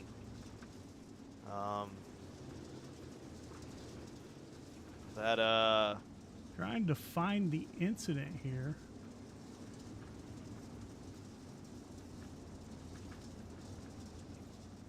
I'm not able to locate it yet. I'm looking.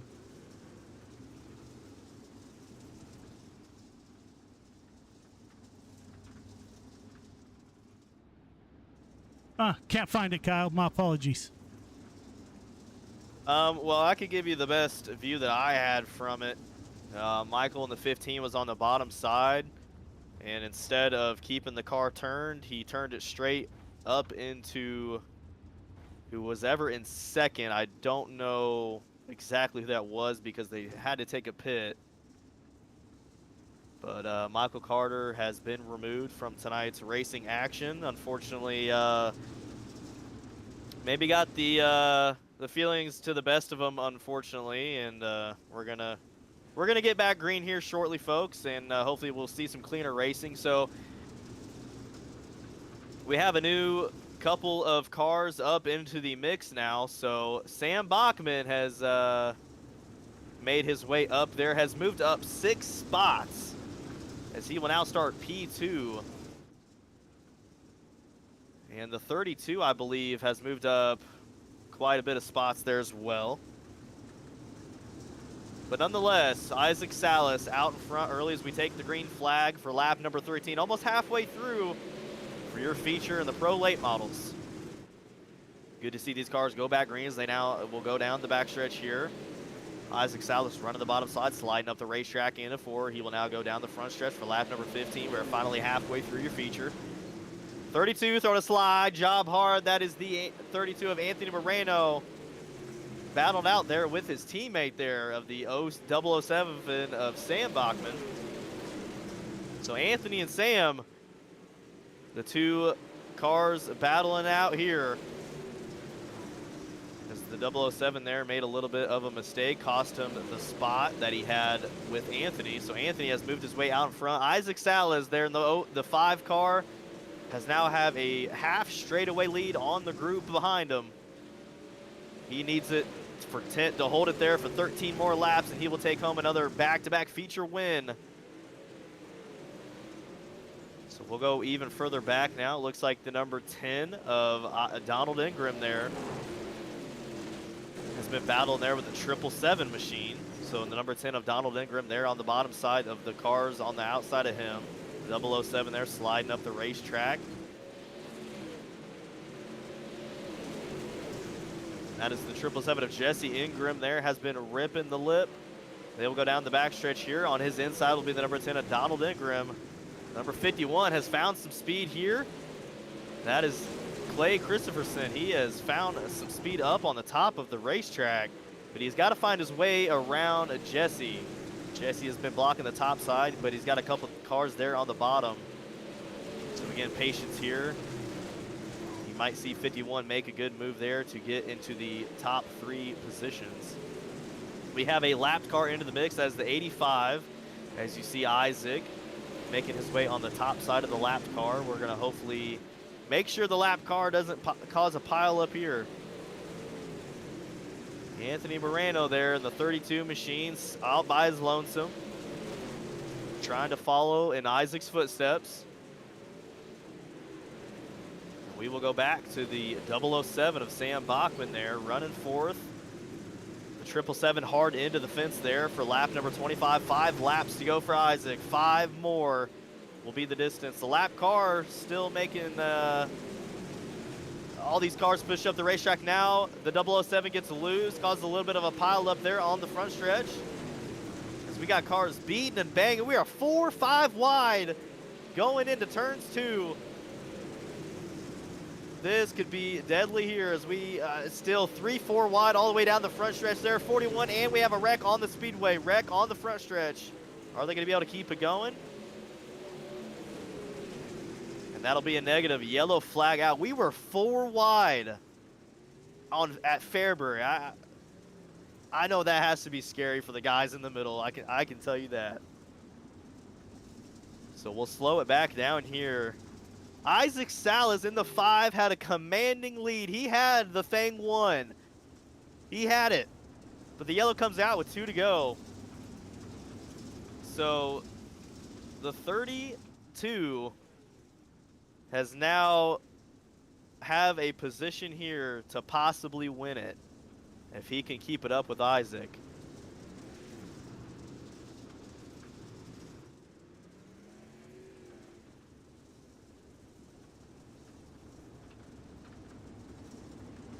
A lot of damage through the field here.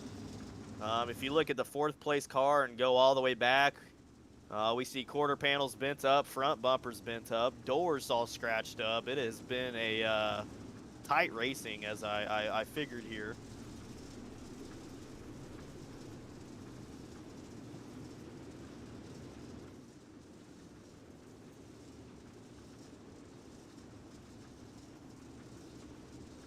Alrighty, ladies and gentlemen, the lights are out on the pace truck. Isaac gonna start you out. Can he hold it there for 2 more laps?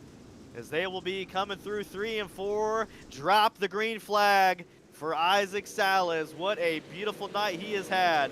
He will go down to the bottom of the racetrack, slide up into 1 and 2. Can he keep it there for 1 more lap? He's got 32 on his bottom side. That is gonna be the 32 of Anthony Morano. Gonna try to make something happen here with 1 lap to go. 1 lap to go for Isaac Salas in the number 5. Taking home another feature win. That guy needs to buy a lottery ticket tonight. Good God, as he has made his way for a back-to-back feature win. Behind him, Anthony Morano in the 32 finished 2nd, and finalizing that podium spot will be the 51 of Clay Christopherson. Good race there for the 30-lap Pro Late model here at Fairbury. Top 30 start finish line, please.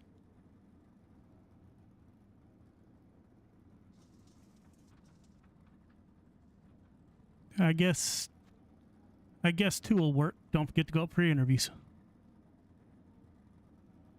Kyle, you got it. I'll get the replay wound up. All right.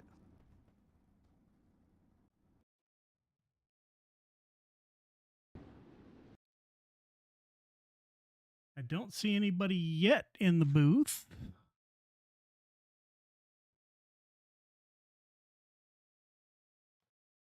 There is Clay Christopherson. I'll pull him up. Kyle, it's all you. Hey, Clay, it's Kyle up here in the booth. You got a copy? Yes, sir. All right, well, good run tonight. You're able to get the podium finish. Kind of walk us through how your night went for you here. I was just kind of staying out of trouble on bottom, middle, and it was running the same pace as everyone, but it wasn't anything crazy. So towards the end there, I got lucky with that big wreck and was able to wiggle through. I don't know how I did, but after that, I started running the top, and the car just felt like a rocket ship up there. Yeah, absolutely. I got you here on my timing screen as you moved up 10 spots. So, being in the back of the field, you must have saw a lot of wrecks. And were you kind of early in the night waiting for that to happen? And that's kind of how you were able to, work your way through the wrecks, or you were just getting lucky and making your way through them? I was reading a little bit on some guys that were washing up the track and some that were chopping down and just trying mainly timing on when to get by them guys. That's why I was running pretty much the tires because I knew even if they did a cut down, it's pretty hard to cut down that low. So no, the car worked out and the car was a rocket. All right. Well, who would you like to thank on your car tonight? You guys for putting this on, all the guys at FTM and Swan Speed Shot for 358 and big block sets. Yeah, right, for well, those thanks of for you who coming out don't tonight. know, Clay Christopherson in that 51 car has volunteered to help us all season with reviews of the protest. So, Clay, greatly appreciated, my brother. Good luck in the sprint cars. Thank you, sir.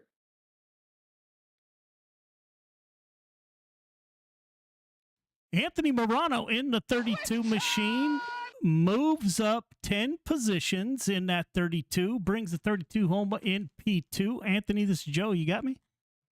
Hey, Joe, how you doing, buddy? I am doing okay. Not as good as you, man. You had one last shot at Isaac, and I thought you were going to take it there on that last restart, man. Walk us through it. He left me a little bit of an opening going into 3 there. I think it was coming to the white flag, and I was like, I can squeeze it in there, but I'm not going to nose somebody out of the way. So I just locked him up and kept it underneath him and just tried to do what I can, maybe get him in his head a little bit, maybe. But with Isaac, that's not going to happen. I mean, he's one of the best there is. So, we race a lot together and we're always talking and everything. So, not going to wreck a friend of mine. So, uh, and I'm just not going to drive anybody that way, really. I try to keep the car clean and straight. So, but it's been a lot of fun. It just didn't work out that way. I got to figure out how to qualify better. I've been starting in the back and bringing modified late model sprint. So I got to figure something out here before we start this race. All right, man. So I'm looking at the points. After this race, you are running second. So we got Isaac and then you. How you feeling about the 360s? I've never run a 360 here, so I have no clue what I'm looking into. Oh, yikes. Here we go. You're second Just in the gonna send it. points.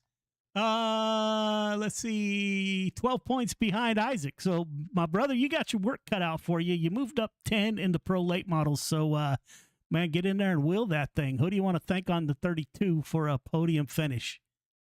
I got to thank my wife, Jerry. The boys over at FTM, Dean at Super Dare Car down there. I'm sure he's watching down there from Volusia. Logan at High Mom Lens, Swan Speed Shop, DJ Sim Shop, Expert Installation, Castaway Flagstone, MDI TV, GripPack.com, Bowman's Designs. Joe, everything you've done for this league over the last, 3-4 years, something like that. Shout out to Scotty for coming in here and doing the admins. I know how much of a pain in the neck that can be. Yeah, man, he's going to be FTM race control, and he is doing an amazing job. That job is tough, man. I was so happy when I left C2C as the coordinator of admin. So it's tough. So we greatly appreciate him. Yeah, I know how it goes. I do it in a league Tuesday nights where actually Scott races in, so I know how the whole admin thing goes. It can be a kind of a pain in the butt sometimes, but it's all for fun. Yes, sir. Who do you want to thank on that ride? Wife Sherry, FTM, Super Dare Car, High Mom Lens, Swan Speed Shop, DJ Sim Shop, Expert Installation, Castaway Flagstone, MDI TV, GripHack.com, and Bowman's Designs. All right, man, get in that 360 and just keep the nose clean. It looks like if you maybe just kind of roll the back, you'll end up in the top 10. See what we can do and try to get up here and talk to you one more time. Right on, man. Good luck. Thanks, Joe. Yep.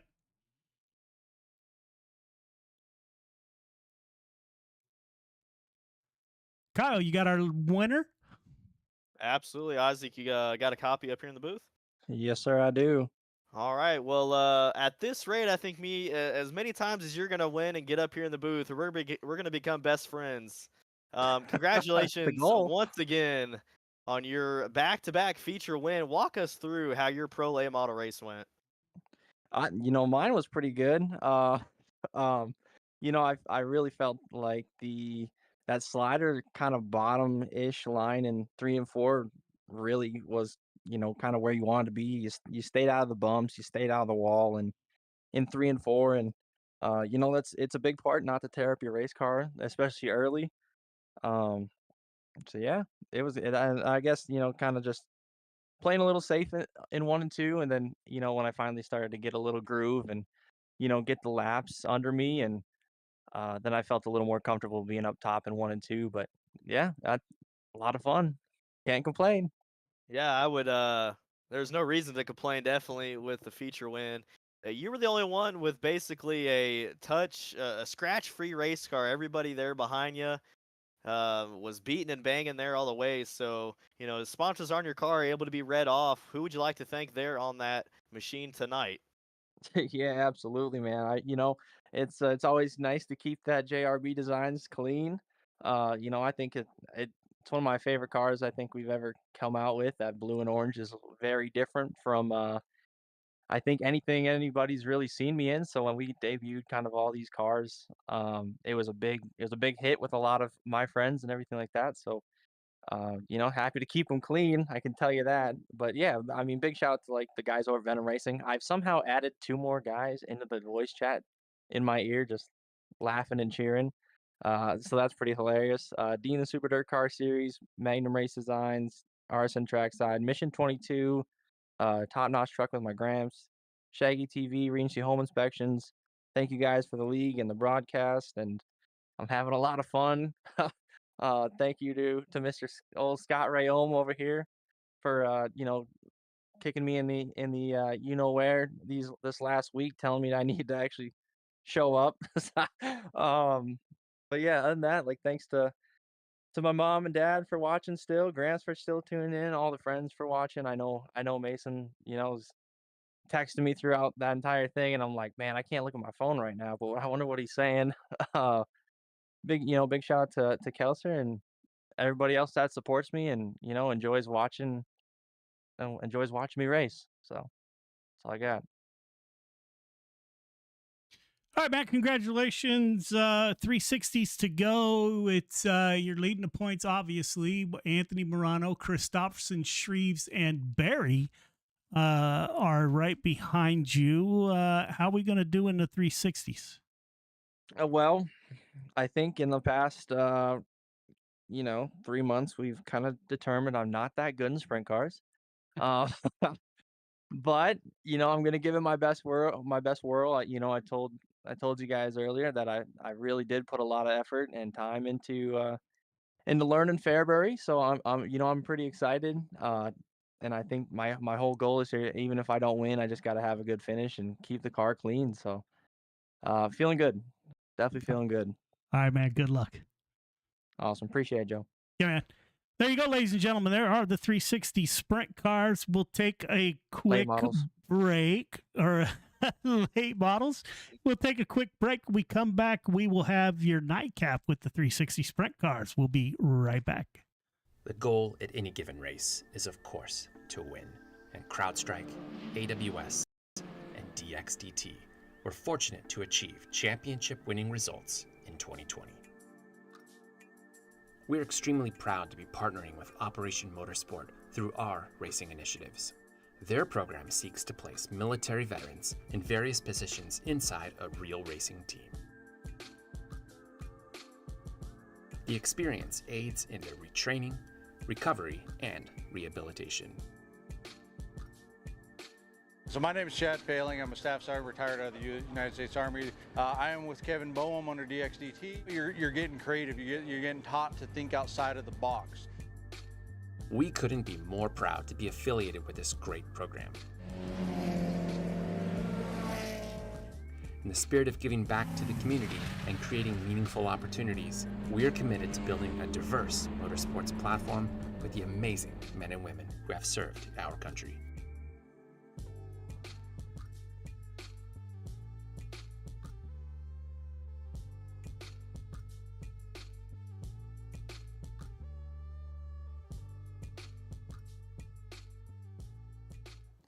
History repeats itself. History is always happening over and over again. So one of the ways to stop a theme, one of the ways to stop something from reoccurring is to first of all admit it.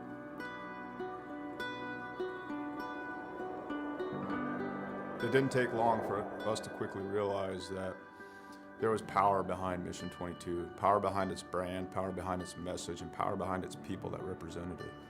All right, my friends, day 19 of 22, the 22-day push-up challenge. Day 19 means 418 men and women have possibly committed suicide in the last 19 days. I went and looked up my ship, the USS Rushmore. More people who have killed themselves by now than ever served on our ship at one time in just 19 days. 19, 20, 21. One more. Y'all ready for the last one? Mission 22 has become a decentralized nationwide effort to show love, to raise money, to be available for other warriors, to be able to be a point of contact, to let the warriors know, but also for warriors to let other warriors know that there is a community. You're not alone. This isn't happening in silence. You're not forgotten. You know, we brought 4 veterans from all different parts of the United States and brought them together to hike through the state of Oregon. May God bless you on your journey. Thank you for serving our country and for being willing to go on this walk. I'm praying you feel peace and strength with each mile. You know, on this hike, some folks found God, some folks remained sober, some folks lost a significant amount of weight to be able to participate. And not so much just a healing walk for us as warriors, but for us to contribute to other people's healing. You know, this hike, we raised $12,000 for endobiogeny. Some of the folks on this hike, you know, they're going to be volunteers for this treatment. And I couldn't be more pleased and more proud because it was difficult. We had a lot of struggles. Not everything on this hike went pretty, you know, but we put some skin in the game. At the end of the day, we were able to raise money and we'll be able to use that money so guys can get the treatment that they need.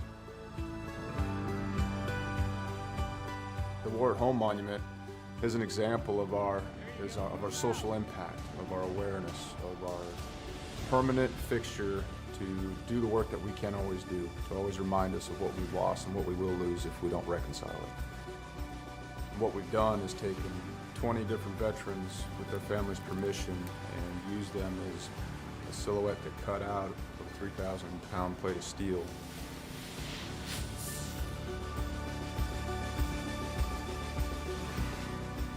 These warriors are placed in a V, and this is to show the size of the problem. This is to show the empty space they leave behind. And it's also to be a constant reminder of what happens when we don't listen to the stories of the warriors that fought in our name.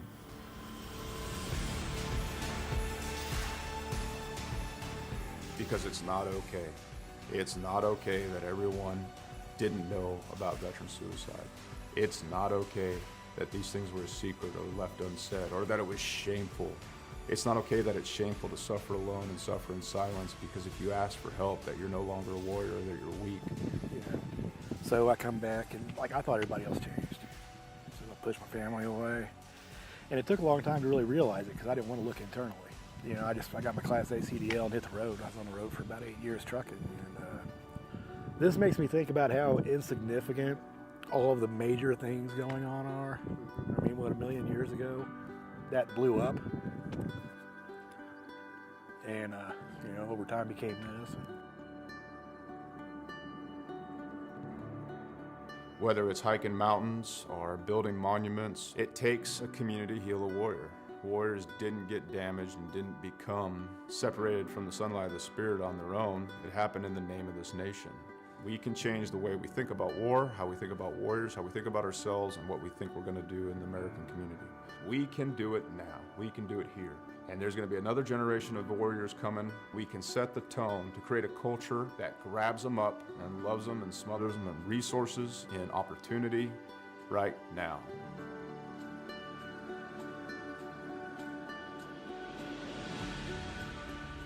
All right, ladies and gentlemen, welcome back. The sprint cars are out on the track. We're getting ready to move on to qualifying. Again, Fairbury can be a challenge to all of our fans. As you know, I love you to death. This is serious, but it's also a game. We love that you come out here. Right now, I'm just kind of disappointed in the whole deal, but please cheer on your driver and leave all this other garbage for someplace else. Again, love having you out here. And we're going to move on to qualifying.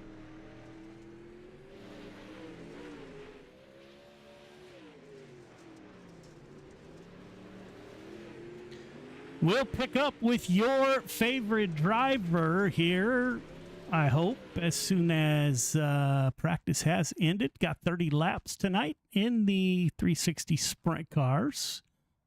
Brought to you by the Dirt Track Bank. Let's see who comes out on the track first. Kyle, we got a lot of guys that haven't ridden a sprint car very often. Not sure this is the best place to practice, but here we go nonetheless. 47 car, Austin Trombley out on track. 213, Michael Vitale is out. Anthony Morano in the 32. We heard from Anthony. The 011, that's Randall Dixon, has come out on track. Richard Swavely finally made it from work in that 032, driver out of Wyoming. Austin Trombley in the 47. Clay Christopherson is still with us in the 51. Austin Trombley, top of the board, 1148. Richard Swavely, P2. Michael Vitale, top of the board, changing rapidly. Anthony Morano said he isn't very good at these. 1120 for the 32, top of the board. Michael Vitale moves down to P2. Austin Trombley, P3. Randall Dixon moves way down. Clay Christopherson in the 51 out on track. Let's see how Clay does. He'll move up into the top 5. 1175 for Clay Christopherson. Andrew Harley, 1176. James Ingram in that 40 ride, driver out of Georgia. Clay moves up 5th. Jesse Ingram times in, 1199 in the 777. That'll put him 7th quick. Donald Ingram out on track in the 10 car. Got quite a few cars left to go here. Nick Berry out on track in the 85 for his first lap. James Ingram wraps up 10th quick. Donald Ingram wraps up 8th quick. Anthony Marfulio on track. Sam Bachman, Nick Berry, all out on track. Let's see if they can punch their ticket to the top of the board. 007 of Sam Bachman out on track, coming off of turn number 4. Nick Berry moves up to 5th quick, 1154. Bachman must have hit the wall. No time on that lap. Anthony Marfulio is out on track in the 238. Sam Bachman, 7th lap. Good enough for 7th quick, 1168. Anthony Marfulio matches that with an 1168. Randy Shreves puts the 56 in 8th. Sam Bachman improves. Anthony Marfulio, top of the board, 1135 for the driver out of the Boston area. Derek P, 1124 for the 41, who will be getting a feature EOL for contact at the conclusion of the Pro Late Model race. Caden Berry, Derek P, top of the board. 1094 for Berry, 1198 for his teammate, Derek P. Cale Smith, 1143, good enough for 7th quick. And I think that about wraps it up, ladies and gentlemen. Caden Berry, no big surprise, quick time.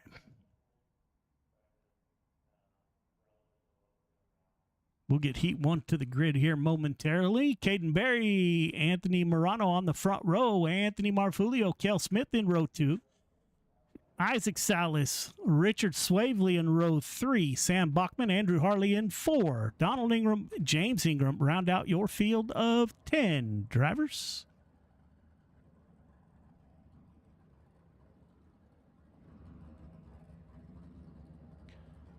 Waiting for Caden Berry to grid. There he is in the 12 car for Caden Berry fans out there. Got an East Coast starting one behind each other on the front row. Anthony Morano, Richard Swavely out there. Cale Smith has not taken to the grid yet. We're waiting on Cale. Maybe he just did. Isaac Salas back there trying to three-peat.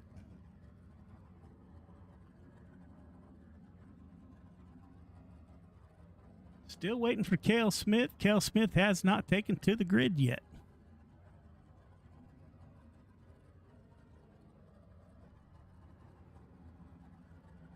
There is the South Dakota driver. Cale Smith will roll off on the outside of road number 2.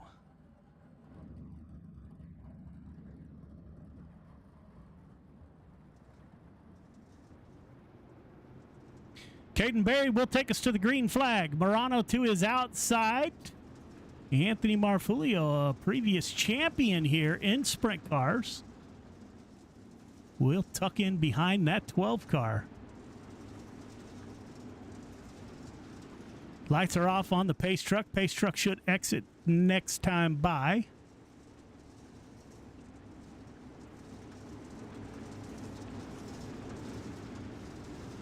Leaving the field to Caden Berry, your sprint car champion this year in Dirt Track Bank Friday Night Lights. 8 laps to get it done. Everybody moving on. Caden Berry on the loud pedal. He'll go into one. He's going to go up to the shelf with Anthony Morano in tow. Isaac Salas, the first car that's going to try to roll the bottom. Oh, Anthony Marfulio gets around. Up front, Caden Berry starting to show why he is the Dirt Track Bank Friday Night Lights sprint car champion, starting to put a gap between himself and Morano. Salas holding down 3. The 115 of Cale Smith will tell you he's no sprint car driver. He is currently in the 4th position. Sam Bachman in the 007 is 5th. Donald Ingram in position 6. Richard Swavely in the 032. That's car with the Wyoming flag on the hood, on the wing. Andrew Harley is back there, and Marfulio trying to rebound the 40 of James Ingram at the back of the field. Caden Berry opening up a big lead over Morano. Let's see how the 12 does on lap 6 of 8 in heat number 1. Coming up to lap traffic. Will Berry have to deal with a pass here? Youngster's going to be very cautious. He dives to the bottom. Slide job coming. Berry is able to clear. White flag out. Caden Berry, Anthony Morano, Isaac Salas, Sam Bachman.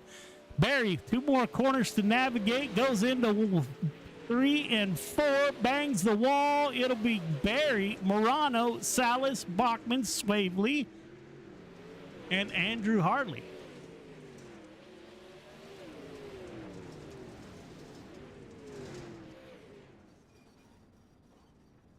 Somebody into the fence back there. Heat 2 is on the grid. Derek P., Braden Carter on the front row, Michael Vitale, Randy Shreves in row 2, Austin Trombley, Nick Berry in row number 3. Clay Christopherson, Jesse Ingram in row number 4. Randall Dixon, Billy Roberts rounds out your 10-driver field.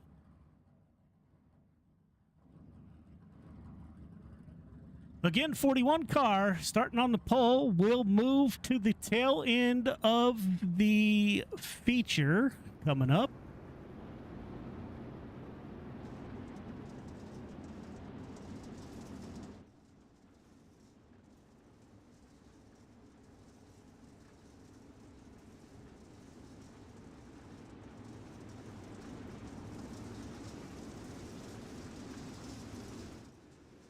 Pace truck will exit this time by. 8 laps to get it done.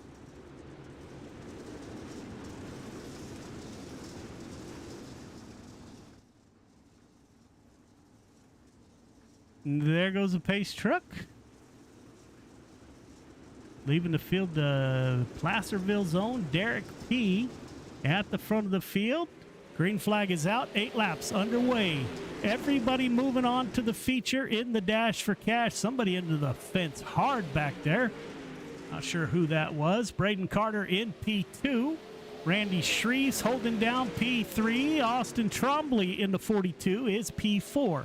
Billy Roberts still out on track. 2 on the track, 99 in my scorebook. Looks like the rest of the field has called it a heat. Derek P. on the high side, right along the fence, banging the cushion in that 41 KBM Motorsports ride. Braden Carter, P2, Randy Shreves, Austin Trombley, and Billy Roberts are the only 5 cars left on the track.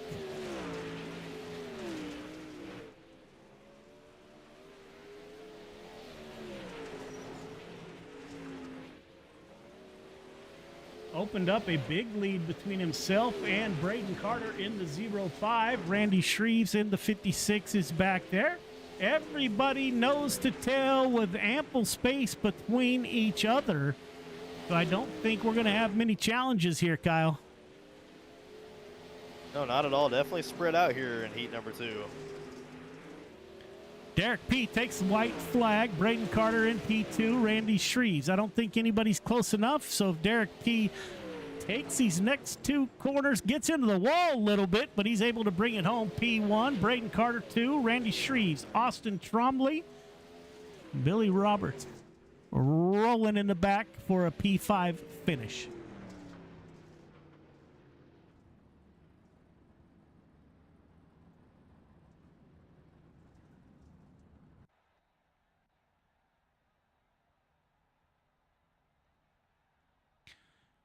Warm-ups, ladies and gentlemen. We'll take a quick break, and we'll be right back.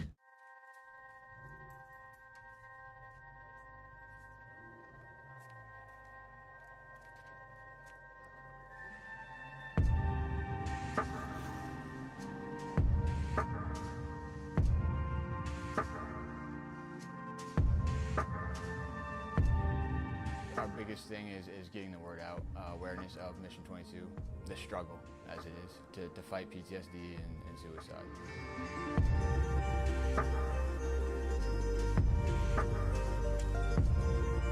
My name's Corey Decker. I'm the state representative for Mission 22. The issue has been great. We got a bunch of great guys that have gotten together and decided to create this rally. The word's getting out, and it's turned into quite an event where we can actually help a lot of veterans.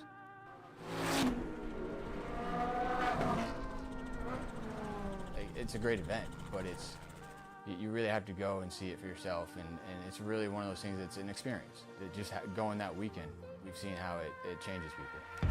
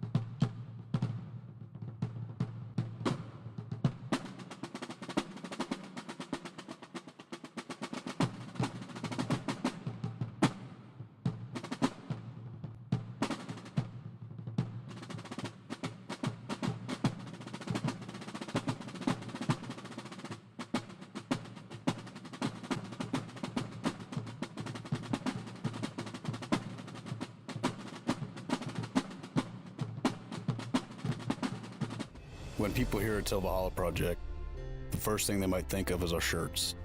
But what most people don't know is that our plaques came first and the t-shirts came second.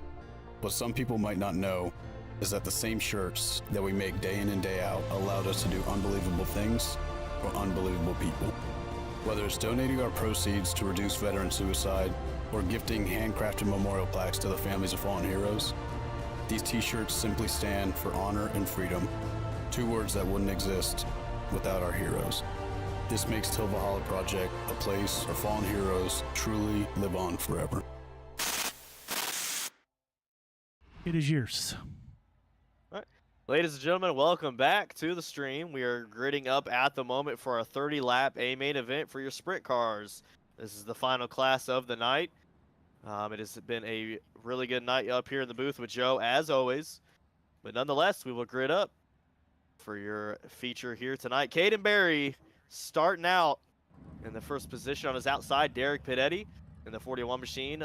Starting third, the 32 Anthony Moreno. Fourth, the 05 of Braden Carter. Fifth, Isaac Salas. Sixth is the 56 of Randy Shreves. On the outside of him, Sam Bachman, 007. Number 47, Austin Trombley starting eighth. Starting ninth will be Richard Swaley in the 03-2. Starting 10th, the 99 of Billy Roberts. On the outside of Billy will show Andrew Harley in the 43. Starting 12th will be Andrew Harley in the, the 213 of Michael Vitale. And behind him, Anthony Marvulio. And then the 85, Nick Berry.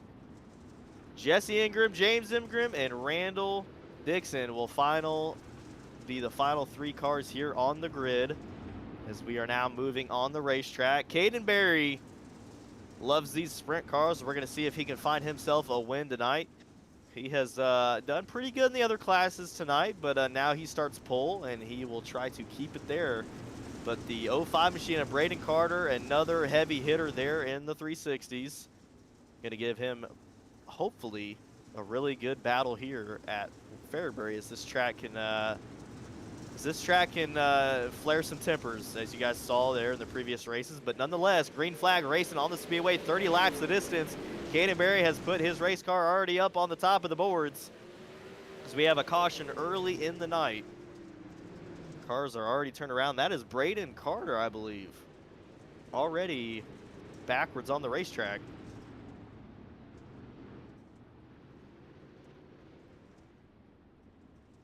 So, Joe, we'll see if we can kind of see what happened there with Braden. I was looking and I cannot find it. I see.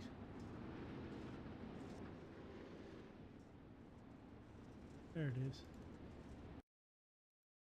It'll let me get there.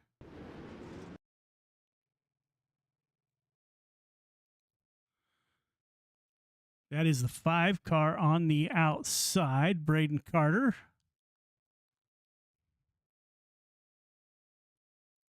Comes down the track a little bit, but looking good at this point.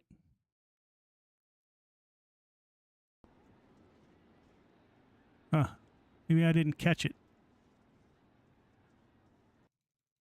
Sorry, ladies and gentlemen, I do not have that replay. We'll go back live. All right, back live here with Caden Berry out in front. Caden's got a lot of fans in the stands. We'll see if he can give you guys a feature win tonight, as he takes his 360 sprint car here for the green flag up on the top of the racetrack in a 1-2. He's got Randy Strees in the 56 behind him. Randy Strees has a battle there on his inside of Isaac. The 5 car Isaac has found his way back up to the front of the racetrack where he's been here all night, as he will be on the bottom, 56 in the middle, 12 on the top. They will now go down the backstretch here for lap number 3. These 3 cars are, contact there with 56. 56 pulls a wheelie down the front stretch now. He will move back to third, which will move Isaac. And a caution now out on the speedway.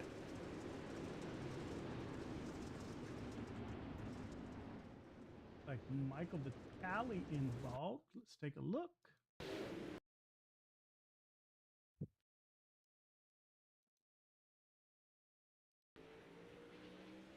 Oh, there was a big wreck in front of him. Looks like Morano was involved. Nick Berry was involved. Scott's got his...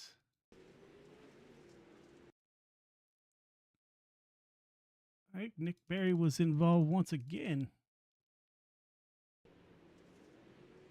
Just Nick Berry in the bad spot, got hit by the 007. Nick Berry running the center of the track.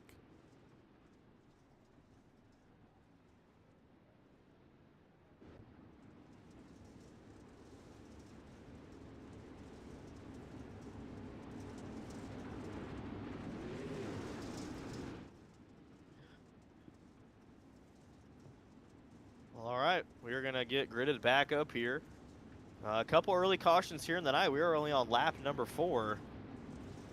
But Isaac Salas there in the 5 is now going to be behind the leader and hopefully can give you guys a good battle there up in the stands. Caden Berry nonetheless up in front, P number 1. He hasn't had time yet to put the sprint car where he wants, but I bet when he does, he could possibly leave this field in the dust. Caden Berry knows how to drive these things, but he just needs his time. Unfortunately, a couple yellows there early. Nick Berry in the 85 was the reason for the caution there. That was the 85 car is now gone to the back of the field. We'll see if he can make his way back up front. But a long line of cars to try to make it through here. This is a hard track to pass. Lights are out on the pace car. Caden Berry's going to start you guys out here momentarily as they go into the top of 1 and 2. We'll go down the backstretch and we'll fire out of 4. Single file.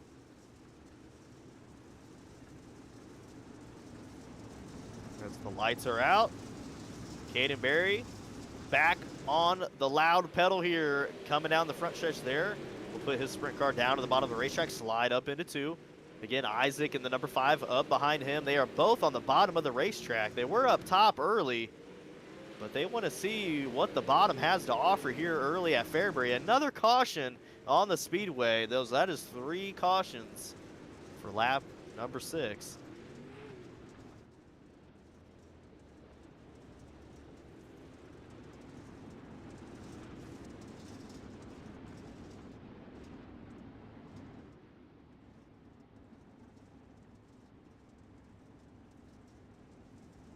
You got anything up there, Joe, as far as what possibly happened?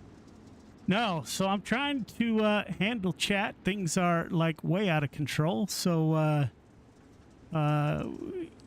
again, ladies and gentlemen, if you're out there watching your favorite driver, we love that you join us to do that. But it's kind of gone over the top. So our only recourse in that is to save a transcript of the chat and provide that to Facebook. So, unfortunately, that's the things that we have to do. No, I did not see the caution. I was too busy researching and typing. My apologies, Kyle. Well, it is all right. Definitely more important to take control of what's going on there in the chat. But lights are out. Pace truck is off. The ABM number 12, Caden Berry, going to start us out here. He still has had no time to get the sprint car where he wants it. But maybe this time will be different. This green flag will drop. Lap number 7 out of 30. Still plenty of time early in the night. Number 12 and 5 are still on the bottom side of the racetrack. Most of the cars have found their way down to the bottom.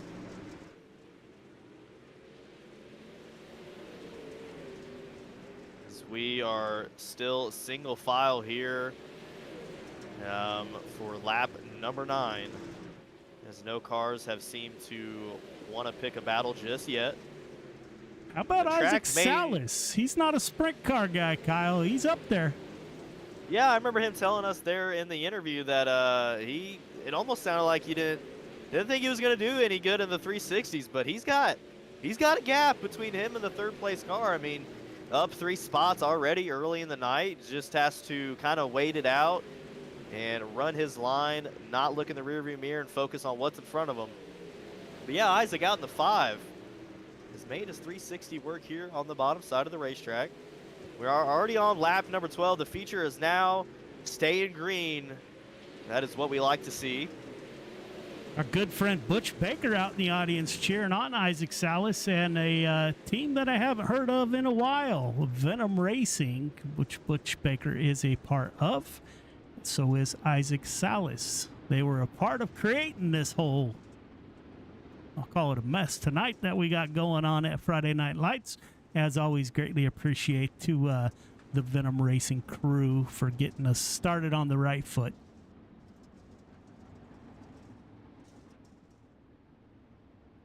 Another yellow out on the racetrack. We're going to see what happened here. But I believe it was in the back of the pack. I'm showing Randall Dixon.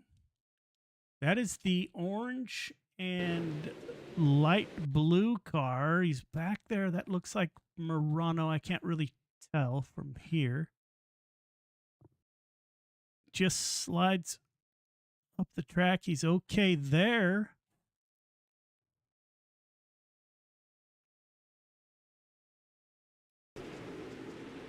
Oh, he just comes down and gets into the rear, the right rear of Murano, and that upsets the 11 car, and in the wall he goes. I think that's his second caution in a feature, so he'll have park the 011 for the rest of the night. So who knows, Kyle, but it looks like we're back to racing.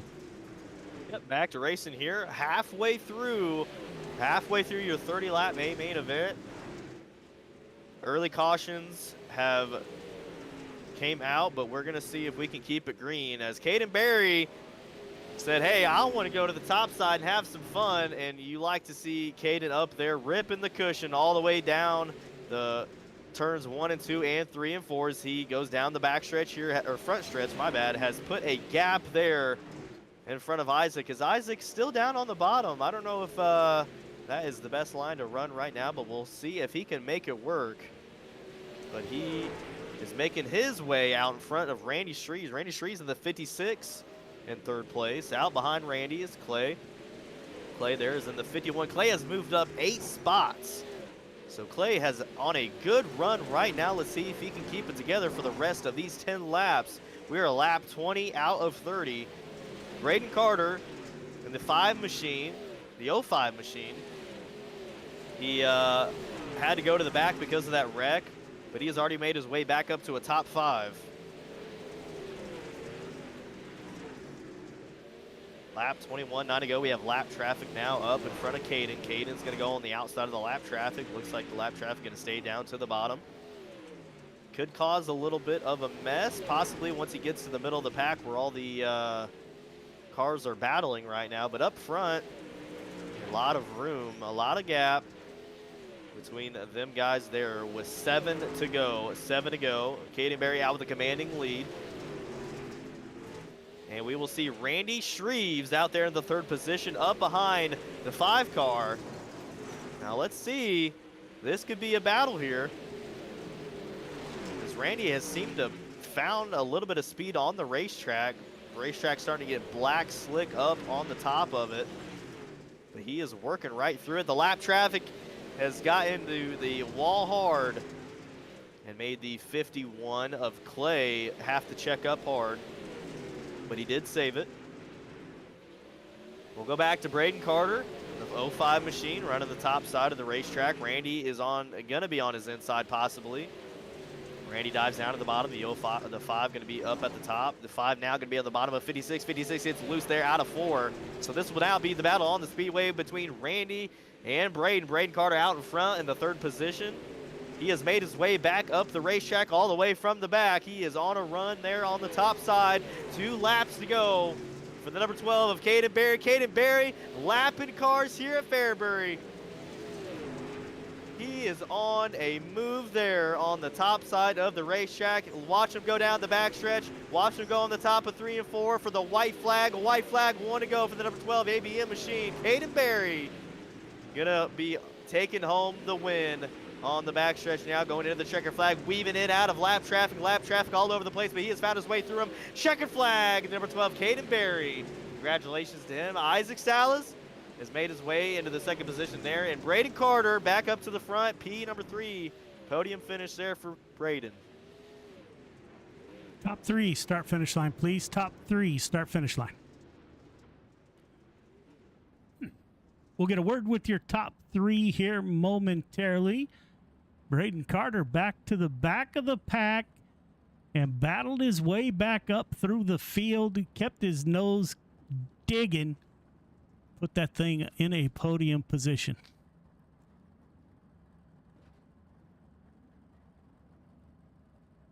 All right, fellas, I'll make that work. Don't forget to go up for your interviews. So, ladies and gentlemen, hopefully the points will update here momentarily before we're done with interviews. We should know the payout. Again, go to fnlrl.com and you can see it when I see it. Let's see if they get in the booth here.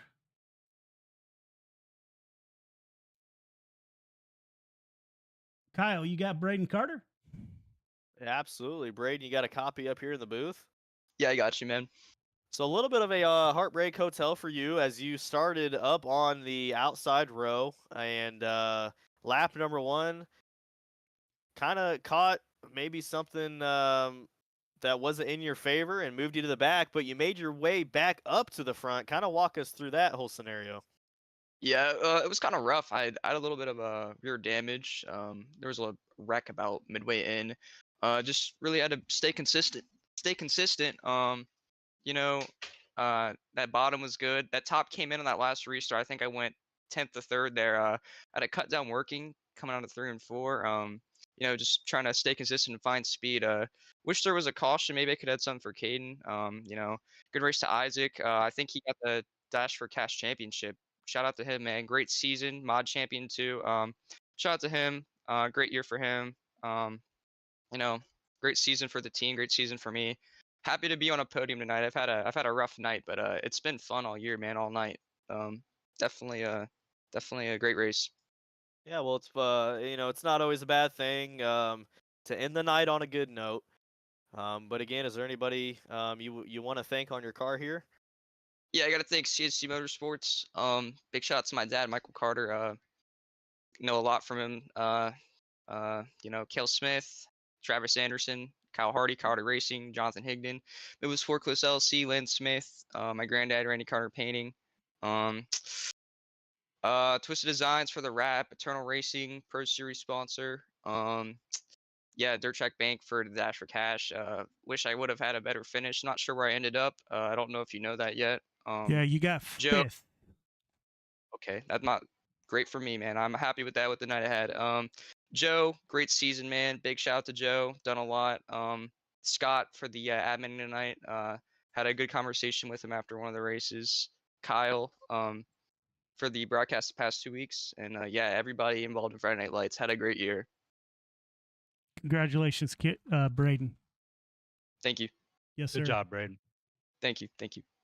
So for once tonight, I get to talk to my old friend Isaac Salas, who decided not to park it in Victory Lane this race. Isaac, this is Joe. You got me? I think you brought up Caden. Yeah. Sorry, Caden. Let me try that again. I'm new to this. Isaac, this is Joe. You got me? Jeez. Yes, sir, I do. Hey, man. So tell me about this not very good in sprint cars and all that. Can we revisit that? Yeah, yeah. Luck. I don't know.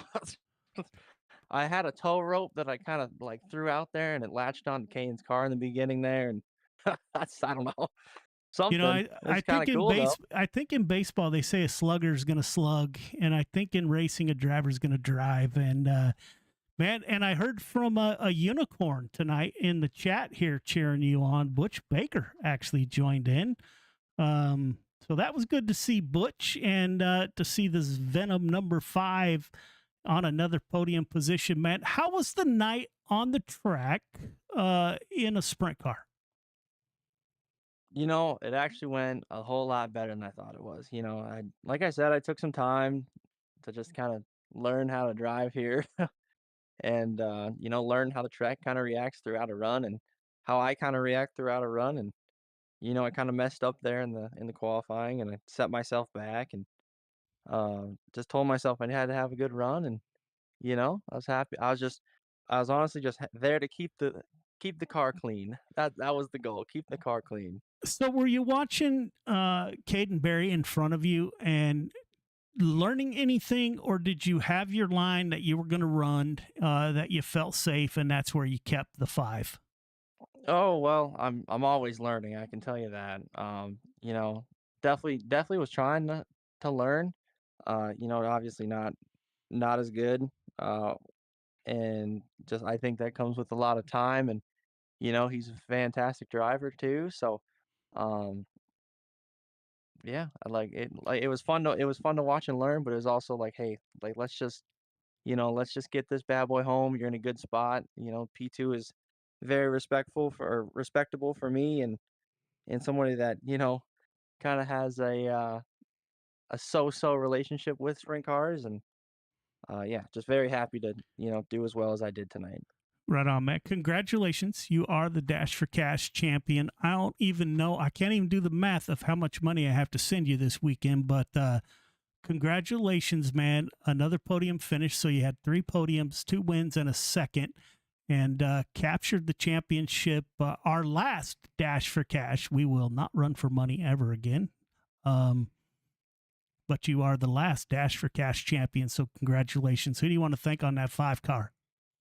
No, I definitely appreciate it, Joe. For the car wise though, I really want to say, thanks to all the guys over at Venom Racing. It's like I said earlier, we've been together for like 4 years now, and and a couple new guys coming in the last couple years, and they just fit right in. So it's a great group of guys to go and hang out with every night, and they know a whole hell of a lot about me because we just talk all the time. So it's good to represent them all good. And Dean, the Super Dirt Car Series, for all the support he gives me. Magnum Race Designs, JRB Designs. I told you the fleet. I try to keep it clean for all 3 races, and happy to do that for him. And RSN Trackside, Top Notch Trucking with my Gramps, Shaggy TV, Regency Home Inspections. Big shout out to Mission 22 and everything that we do, and everything they do for us, man. Like, it's you gotta think about what we're doing here on Friday nights, and how much some of the texts have been, these past couple weeks about, hey, we're doing this for the veterans, and gives them a place to just have fun and look forward to something. And like, we can't not think about that, especially when I have veterans in my family as well. And it's just something we gotta all appreciate a whole hell of a lot. And yeah, on that, like, thanks to mom and dad for watching. Dad's texting me, so obviously I'm pretty sure he's pumped up. Gramps, I know he is watching for sure tonight.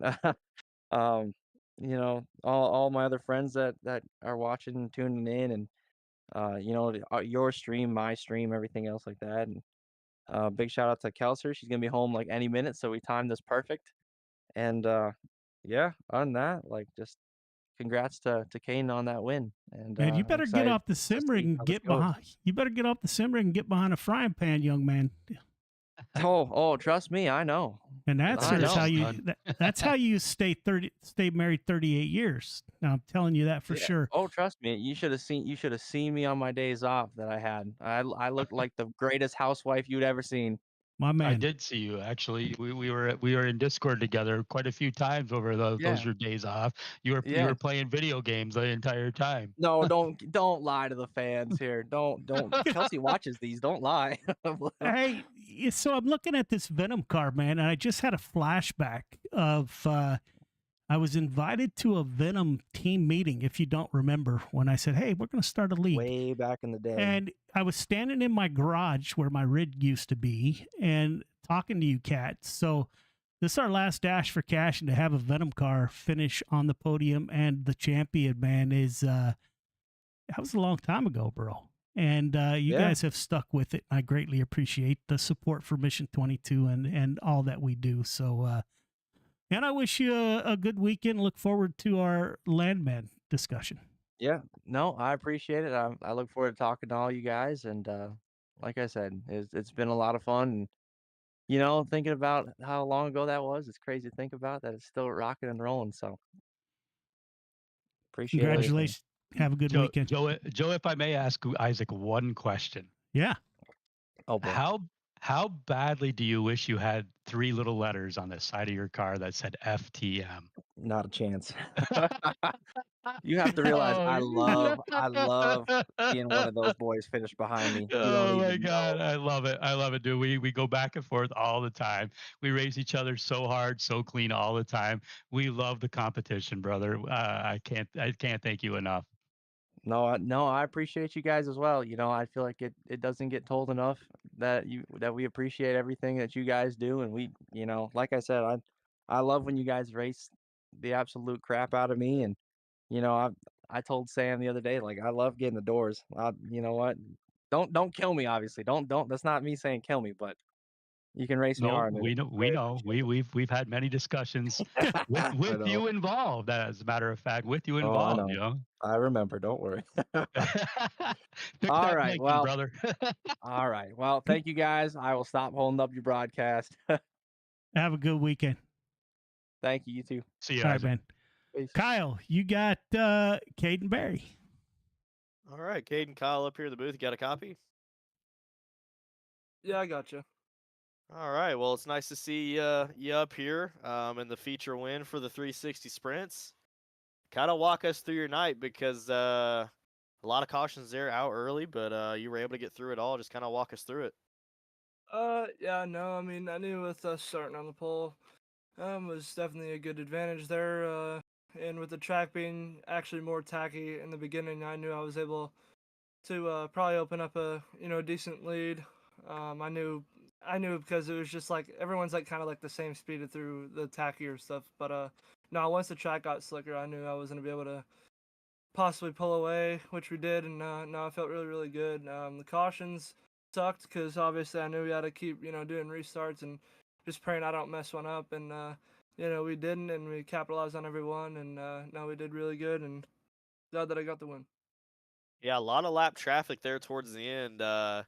You were on the move. Watching you weave in and out of traffic like that is not something you see every day. Did you start to get a little nervous there when you knew you had to, you had about 6 guys in front of you that were lapped cars? Did you start to get nervous with all them in front of you? So, I guess. I know a couple of them. I think like two or three of them got me a little nervous there when they were like kind of wishy-washy on the top where I was, running, and it's kind of scary at the moment. Obviously, I don't want to wreck when you only got like five to go, so it wouldn't have been ideal if that happened. With us being kind of unlucky for the last two series, though. But no, I'm just glad to win this one, and glad I was able to get by the lap cars and fend off the last 5 laps, getting by them guys, and yeah, just happy we got it. Yep, you got a lot of fans up in the booth. Who would you like to thank on the car tonight? Yeah, thank you. First and foremost, I got to give all glory to God. My mom and dad, my nana and grandpa, my grandmother Sissy, my grandmid Ryder, TJ, Tim and Kevin, my sponsors Granite State Blacktoppers, Juice Powder Coating, CRC, ZMAX, Driven to Save Lives, Victor Fuel, Tournament Graphics, Ryder Family Sawmill, John Bear's Legacy Racing, and also got to thank Alpha Cars and you for putting on the show. Yeah, man. Absolutely. Congratulations, Caden. You finished second in the Dash for Cash. So I'll get your the hell is it even called? Somebody help me out. How we pay these people? Venmo, PayPal. Yeah. PayPal. I'll get your PayPal. information. Hey, you got some cash Yeah. coming your way for the season, and congratulations. You put together a heck of a season. You only did not win one of the sprint car races to include the Dash for Cash. So another great season for you. Can't wait to watch all of our drivers this year on the real track, man. So enjoy following you on Facebook, and look forward to future conversations. Yeah, thank you. Yeah, man. Have a good night. You as well. All right, since this is my show and I can kind of do what I want, next we're going to go to one each, Mr. Scott Ryome. Scott, this is Joe. You got Oh me? boy, put me on the spot, Joe. Go ahead. Yeah. So, man, great job. You kind of stepped into this yesterday, or was it today? I can't remember. Well, a couple days ago, I reached out to you and told you, I didn't make the dash, so you would, were struggling trying to find an admin. So I'm like, you know what? I've got 20 plus years in law enforcement. I'll do your admin for you as long as you just trust me and back me on my calls. And that was the two biggest stipulations for me to do this. And you 100% stood behind me, and I respect you for that. Yeah, man. So, to both of you, and we'll get to Kyle in a minute, but there are leagues all over iRacing. If somebody really dedicated themselves, they could actually stay super busy, man. Scott, you did a hell of a job, my friend, and I appreciate that like you wouldn't even understand. I could not imagine if tonight went off how it did and we had driver or me trying to admin it, man. You stepped in, you took control, and you did exactly what needed to be done. And for that, my friend, I am forever grateful. I appreciate that, Joe. I mean, and the division of law enforcement that I'm in, we have basically the biggest rule we have is firm, fair, and consistent. And I tried tonight so hard to be that way of firm, fair, and consistent. And you have to make decisions so quickly. And there's buttons involved. There's so much computer technology that I am not sharp with. But I tried my best to get them as quickly, and I had some help, obviously, with with some of the guys just extending the cautions or clearing blacks for me, and I appreciated all that. I didn't want that. Obviously, I wanted to be able to have that all to be able to make those decisions myself. But clearly, I lacked in some of the technology aspects. But going forward, I mean, I did what I could, tried to help you out as much as I could to make the calls for you, because this is such a good cause. Like what you do here for veterans and law enforcement, first responders, all of that. It is a really good cause. So I know I believe I have a hard charger award and possibly a pole position award coming. I think it was $20. Just Joe, just donate that right back to Mission 22. I don't want the $20 for it, whatever it is. So just donate that right back. And so I appreciate you letting me do this, and I thank you immensely for that. Yeah, man. I don't know where we're going with this league. I really don't at this point. I had a good talk with our good friend from Coast to Coast Racing League, Roger, a couple times this week, and he's kind of trying to get me boosted back up and says it'll all pass. So I don't know where we're going, but if you ever want a paying position of admin, anytime, absolutely anytime. Yeah, like I told you earlier, man. Like if you want to run this again next season or whatever, I won't even race it. I'll just be your admin, and you don't even have to pay me, man. Just let me know what night, and whatever you would have paid me, donate that right back to the veterans, dude. Yeah, I mean, it's freaking amazing. Yeah. So that's the good stuff. So that was easy for both of us. I'm prior military. I was a cop in the military at one time, and so we kind of get each other. Now here comes the hard stuff. What the hell is going on at FTM, man? Are you guys trying to own the? Are you guys trying to own the world? I was I was talking to somebody, and I said, "Yeah, Scott's he's gonna admin for FTM," and then I said, "You know what? The whole league might be FTM. I'm not even sure. You guys have enough drivers to put on your own team, and they've put together a great collection of drivers also. So what the hell's going on over there?" So this all started like 4 years ago with, a lot of guys you probably never even heard of. Dalton Dewar, not DJ Dewar, who everybody probably has heard of, but Dalton Dewar, DJ's brother, younger brother, him and another guy that created this. And I was probably the third or fourth member of FTM 4 years ago. And it was just, we started running just a hosted sessions together, and we always raced. We didn't have to be the fastest. We didn't have to win. We just always looked for the clean, respectful guys that go out there and race clean and respectful. We don't race to win. We race to go out there and race it like you would in real life. And we brought on some hardcore talent. I mean, our last member that we just brought on, excuse me, Mike Brewer. I mean, the dude is like fantastically fast, but he's so clean and respectful when he does it. And I mean, we got other guys that Clay Christopherson that can just dominate the bottom of a track. Anthony Morano, obviously, he wins everything he touches, it seems. And there's so many. I think there's probably 13 or 16 active members, but we have a lot of guys that most people have never even heard of on the team. But we don't go out there and we don't try to recruit the fastest guys that have a safety rating of a 1.5. We go out there and we look for guys that are clean, respectful, that just go out there and race for the passion of racing and help each other, like help other guys. Like there's another guy in Coast to Coast. He's an older guy that just started. I believe his name is John Tobias. We reach out to him when he mics up, and like we always try to help him out. That's what we're about. Full Throttle Motorsports isn't about winning every league we're in or winning every race we're in. We're about racing with respect and helping other people out to get faster and have fun at this simulator. Yeah, man, and I love you guys for that, and I really enjoy watching FTM on Coast to Coast Racing League and in our league. I think this season kind of damaged our relationship with FTM, and the sad thing is I get it. So definitely no hard feelings at all. There were nights that I sat here and watched the chats in the chat here and listened to race chat. And my brother, I got to tell you, I'm not sure I would have drove with us much longer.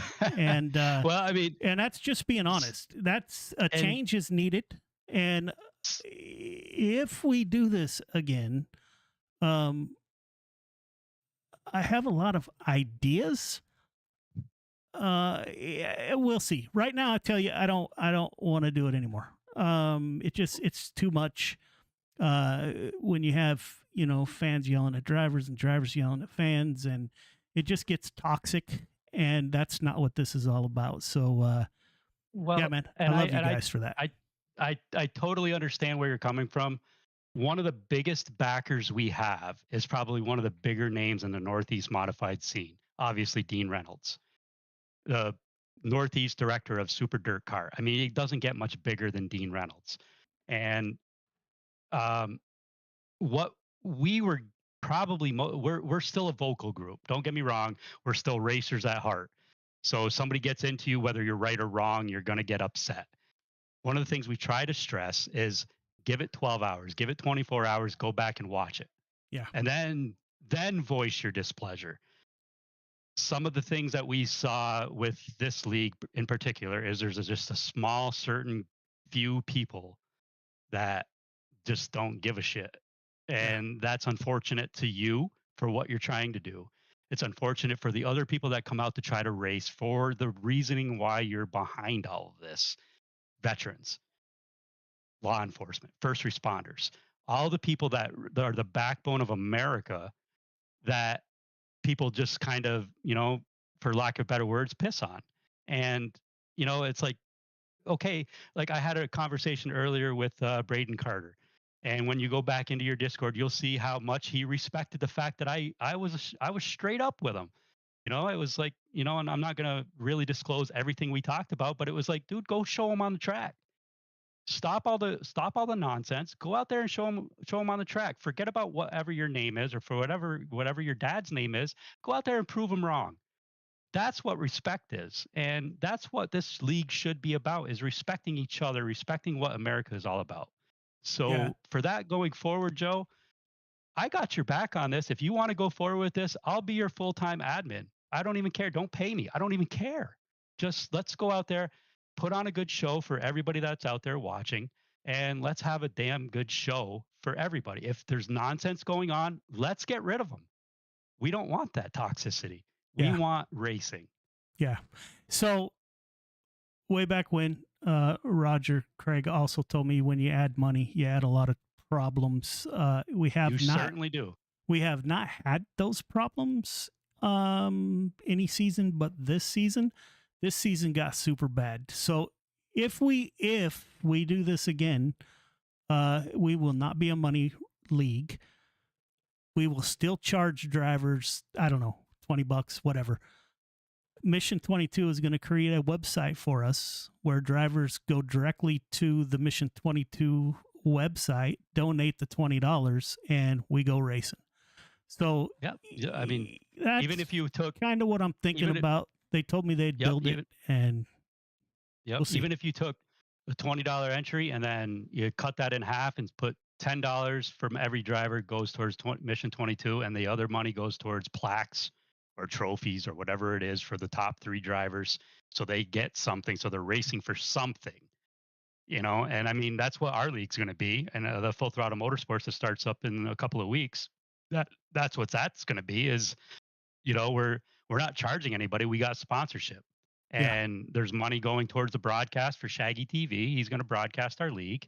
Yep. And then the rest of the money that's left over, and if we have to, if FTM has to kick in, $10 a member towards the trophies at the end, we're okay with that. So everybody at least gets something at the end, but there's no money involved. Yeah. And because money really does bring out the worst in people, and it's been that way since the beginning of time. Gold brought out the worst in people. Yeah, so, it's a shame. It is a shame because people lose focus of what this league was supposed to be about. This was my first league in here, and I'm not going to lie to you, Joe. I didn't really have a good time because I got wrecked in just about every race. And I'm not saying I'm the best out there by any means, but I'm also not the worst. But my standings showed that I was not that good, So it was like, this isn't me, and I didn't have a good time. That's why when you reached out, earlier in the week or whatever, and I'm like, screw that, Joe, I didn't make the money show anyway. Let me at least help you out because I know what the root end of this was supposed to be about. And that's what I'm about as well. So let's move forward. Let's go get it. And, let's put on a damn good show for the people that are out there. Yeah, that's badass, man. I appreciate the words for sure. So thank you for that. I'll keep you posted. Dirt Track Bank is still on board. So we got to figure out what this looks like in the end. Maybe a couple of weeks for me to cool off. Maybe bring up some more good ideas. Maybe we'll have a committee. I don't know. We'll figure something out. But Yeah, sure. And like I said, I mean, you're more than welcome to come, I'll give you the personal invite. I'll accept you into the league right now if you chose to run our league. Even if you ran at the back, Joe, who cares? Go out there and have a good time in our league. Hey, you guys don't want me out there. I'm telling you that right now. Yeah, you never know. I haven't been in my rig in, I don't know, 6 months, I think, maybe. That's what I need to do more of. I need to get in a rig. So, all right, brother. Thank you for that. I wish you a great weekend. I will reach out to you. You are one of my new confidants. And Dean Reynolds, that guy. Let me tell you about Dean. We talk weekly. Dean is always sending me something. Dean is the good idea fairy. And Dean from behind the scenes, Dean Reynolds, Venom Racing, have had a huge impact on how this league was created and kind of how we move forward. We got a core: Dean, Billy Roberts, Michael Vitale, Venom. So we got a good backing, man. We just need to figure out. We've kind of lost our way. A little bit, yeah. I mean, me and Michael, after every single race, I'm not going to put Mike on the spot here, but after every single race me and Mike are in, I get a message from Mike. Like as a matter of fact, I just looked and I just got one at 9:36 my time. So 3 minutes ago, I got a message from Mike. It must have been a group because I got one at 6:36 California. So No me shit. and Mike, we have an understanding. We race each other so damn hard, so damn tight, but we know if we happen to get into each other, we know it's accidental. We're not intentionally getting into each other. Yeah. So and that goes so far. Say with like when I asked Isaac, I put him on the spot there, tongue in cheek, obviously, but he mentioned how him and Sam had a conversation earlier where it's okay to throw doors. Don't wreck each other when you throw doors. Because the next lap, he's probably going to give you the same exact door. Don't get mad about it. Don't get your ass in a freaking bind over it. It's racing. It is racing. It's racing hard. It's racing clean. Even though, okay, you gave me a door, big deal.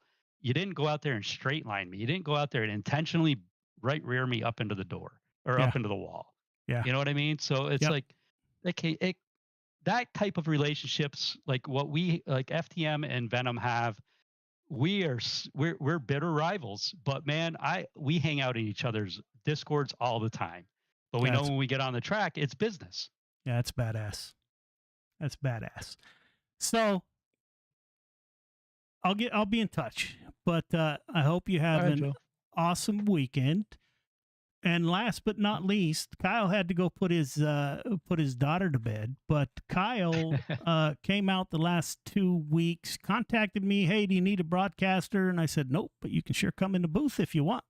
And he's done a heck of a job, which led to Kyle is the new broadcaster for the Coast to Coast Racing League's retreads. That's old guys like me. Cool. So he will be live on Coast to Coast Racing Network on YouTube starting Tuesday. So it'll be Tuesday night. So if anybody out there wants to show some love to this young man from Indiana,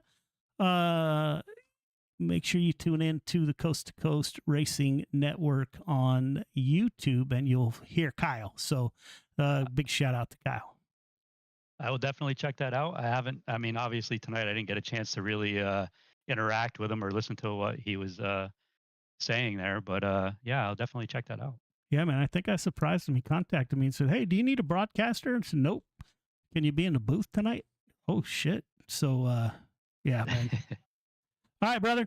Have a great weekend. Ladies and gentlemen, You too, Joe. kind of a long talk at the end here. A few of you stuck around, and that is greatly appreciated. This is the 24-25 Dirt Track Bank Friday Night Lights season is a wrap. I'll get busy sending out some cash this weekend. As always, every Friday night, I appreciate everybody who tunes in. The chats back and forth, for the most part, are top notch. Love you guys to death. And I don't know. Keep a look at our Facebook page. I've been known to come up with some crazy shit at times. So who knows what is next for us. But I have really thank you for your support over the next 4 years. And without further ado, ladies and gentlemen, I wish you all an amazing weekend. And till next time, we'll see you. History repeats itself. History is always happening over and over again. So one of the ways to stop a theme, one of the ways to stop something from reoccurring is to first of all admit it.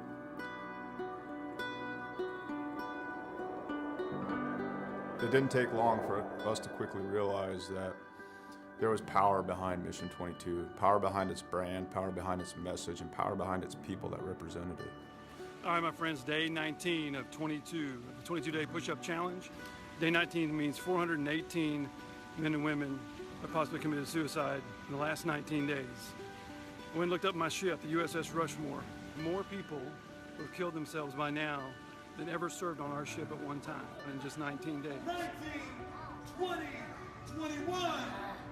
One more. Y'all ready for the last one? Mission 22 has become a decentralized nationwide effort to show love, to raise money, to be available for other warriors, to be able to be a point of contact, to let the warriors know, but also for warriors to let other warriors know that there is a community. You're not alone. This isn't happening in silence. You're not forgotten. We brought 4 veterans from all different parts of the United States and brought them together to hike through the state of Oregon. May God bless you on your journey. Thank you for serving our country and for being willing to go on this walk.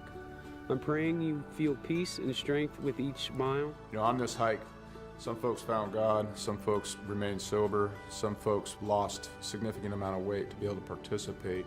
And not so much just a healing walk for us as warriors, but for us to contribute to other people's healing. This hike, we raised $12,000 for endobiogeny. Some of the folks on this hike, they're going to be volunteers for this treatment. And I couldn't be more pleased and more proud because it was difficult. We had a lot of struggles. Not everything on this hike went pretty, but we put some skin in the game. At the end of the day, we were able to raise money and we'll be able to use that money so guys can get the treatment that they need. The War at Home Monument is an example of our social impact, of our awareness, of our permanent fixture to do the work that we can't always do, to always remind us of what we've lost and what we will lose if we don't reconcile it. What we've done is taken 20 different veterans with their family's permission and used them as a silhouette to cut out of a 3,000-pound plate of steel.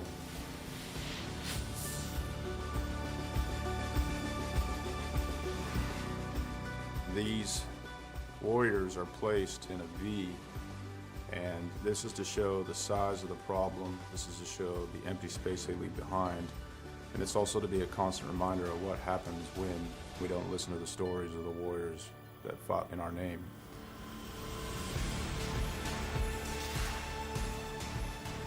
Because it's not okay. It's not okay that everyone didn't know about veteran suicide. It's not okay that these things were a secret or left unsaid, or that it was shameful.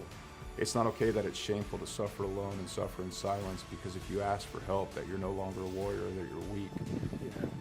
So I come back and I thought everybody else changed. So I pushed my family away. And it took a long time to really realize it because I didn't want to look internally. I got my Class A CDL and hit the road. I was on the road for about 8 years trucking. And this makes me think about how insignificant all of the major things going on are. I mean, what, 1 million years ago, that blew up. And, over time became this. Whether it's hiking mountains or building monuments, it takes a community to heal a warrior. Warriors didn't get damaged and didn't become separated from the sunlight of the spirit on their own. It happened in the name of this nation. We can change the way we think about war, how we think about warriors, how we think about ourselves, and what we think we're going to do in the American community. We can do it now. We can do it here. And there's going to be another generation of warriors coming. We can set the tone to create a culture that grabs them up and loves them and smothers them in resources, in opportunity right now.